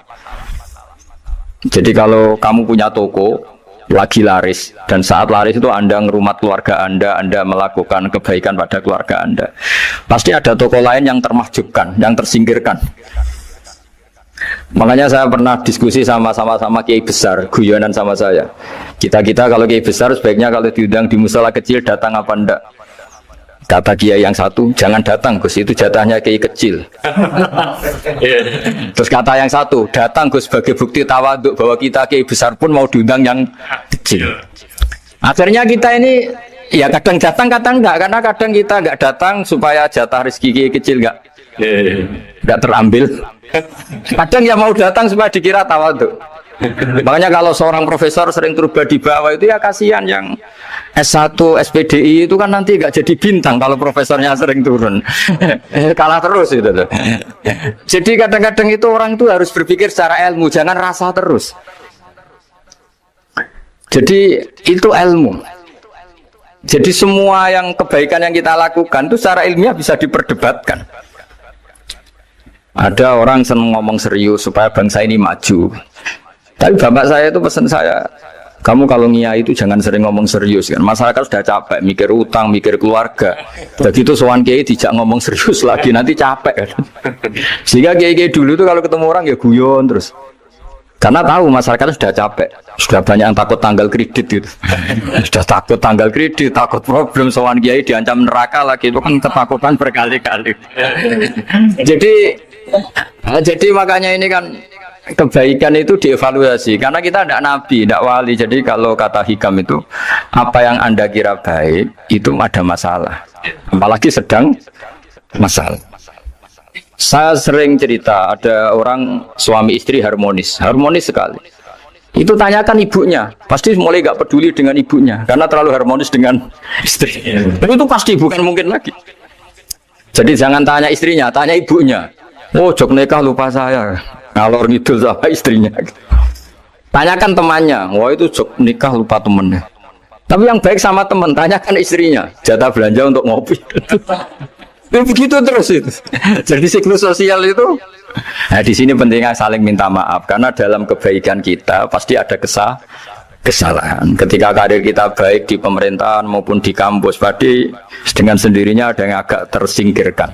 Meskipun itu sudah hukum alam, tapi apapun itu kita harus minta maaf.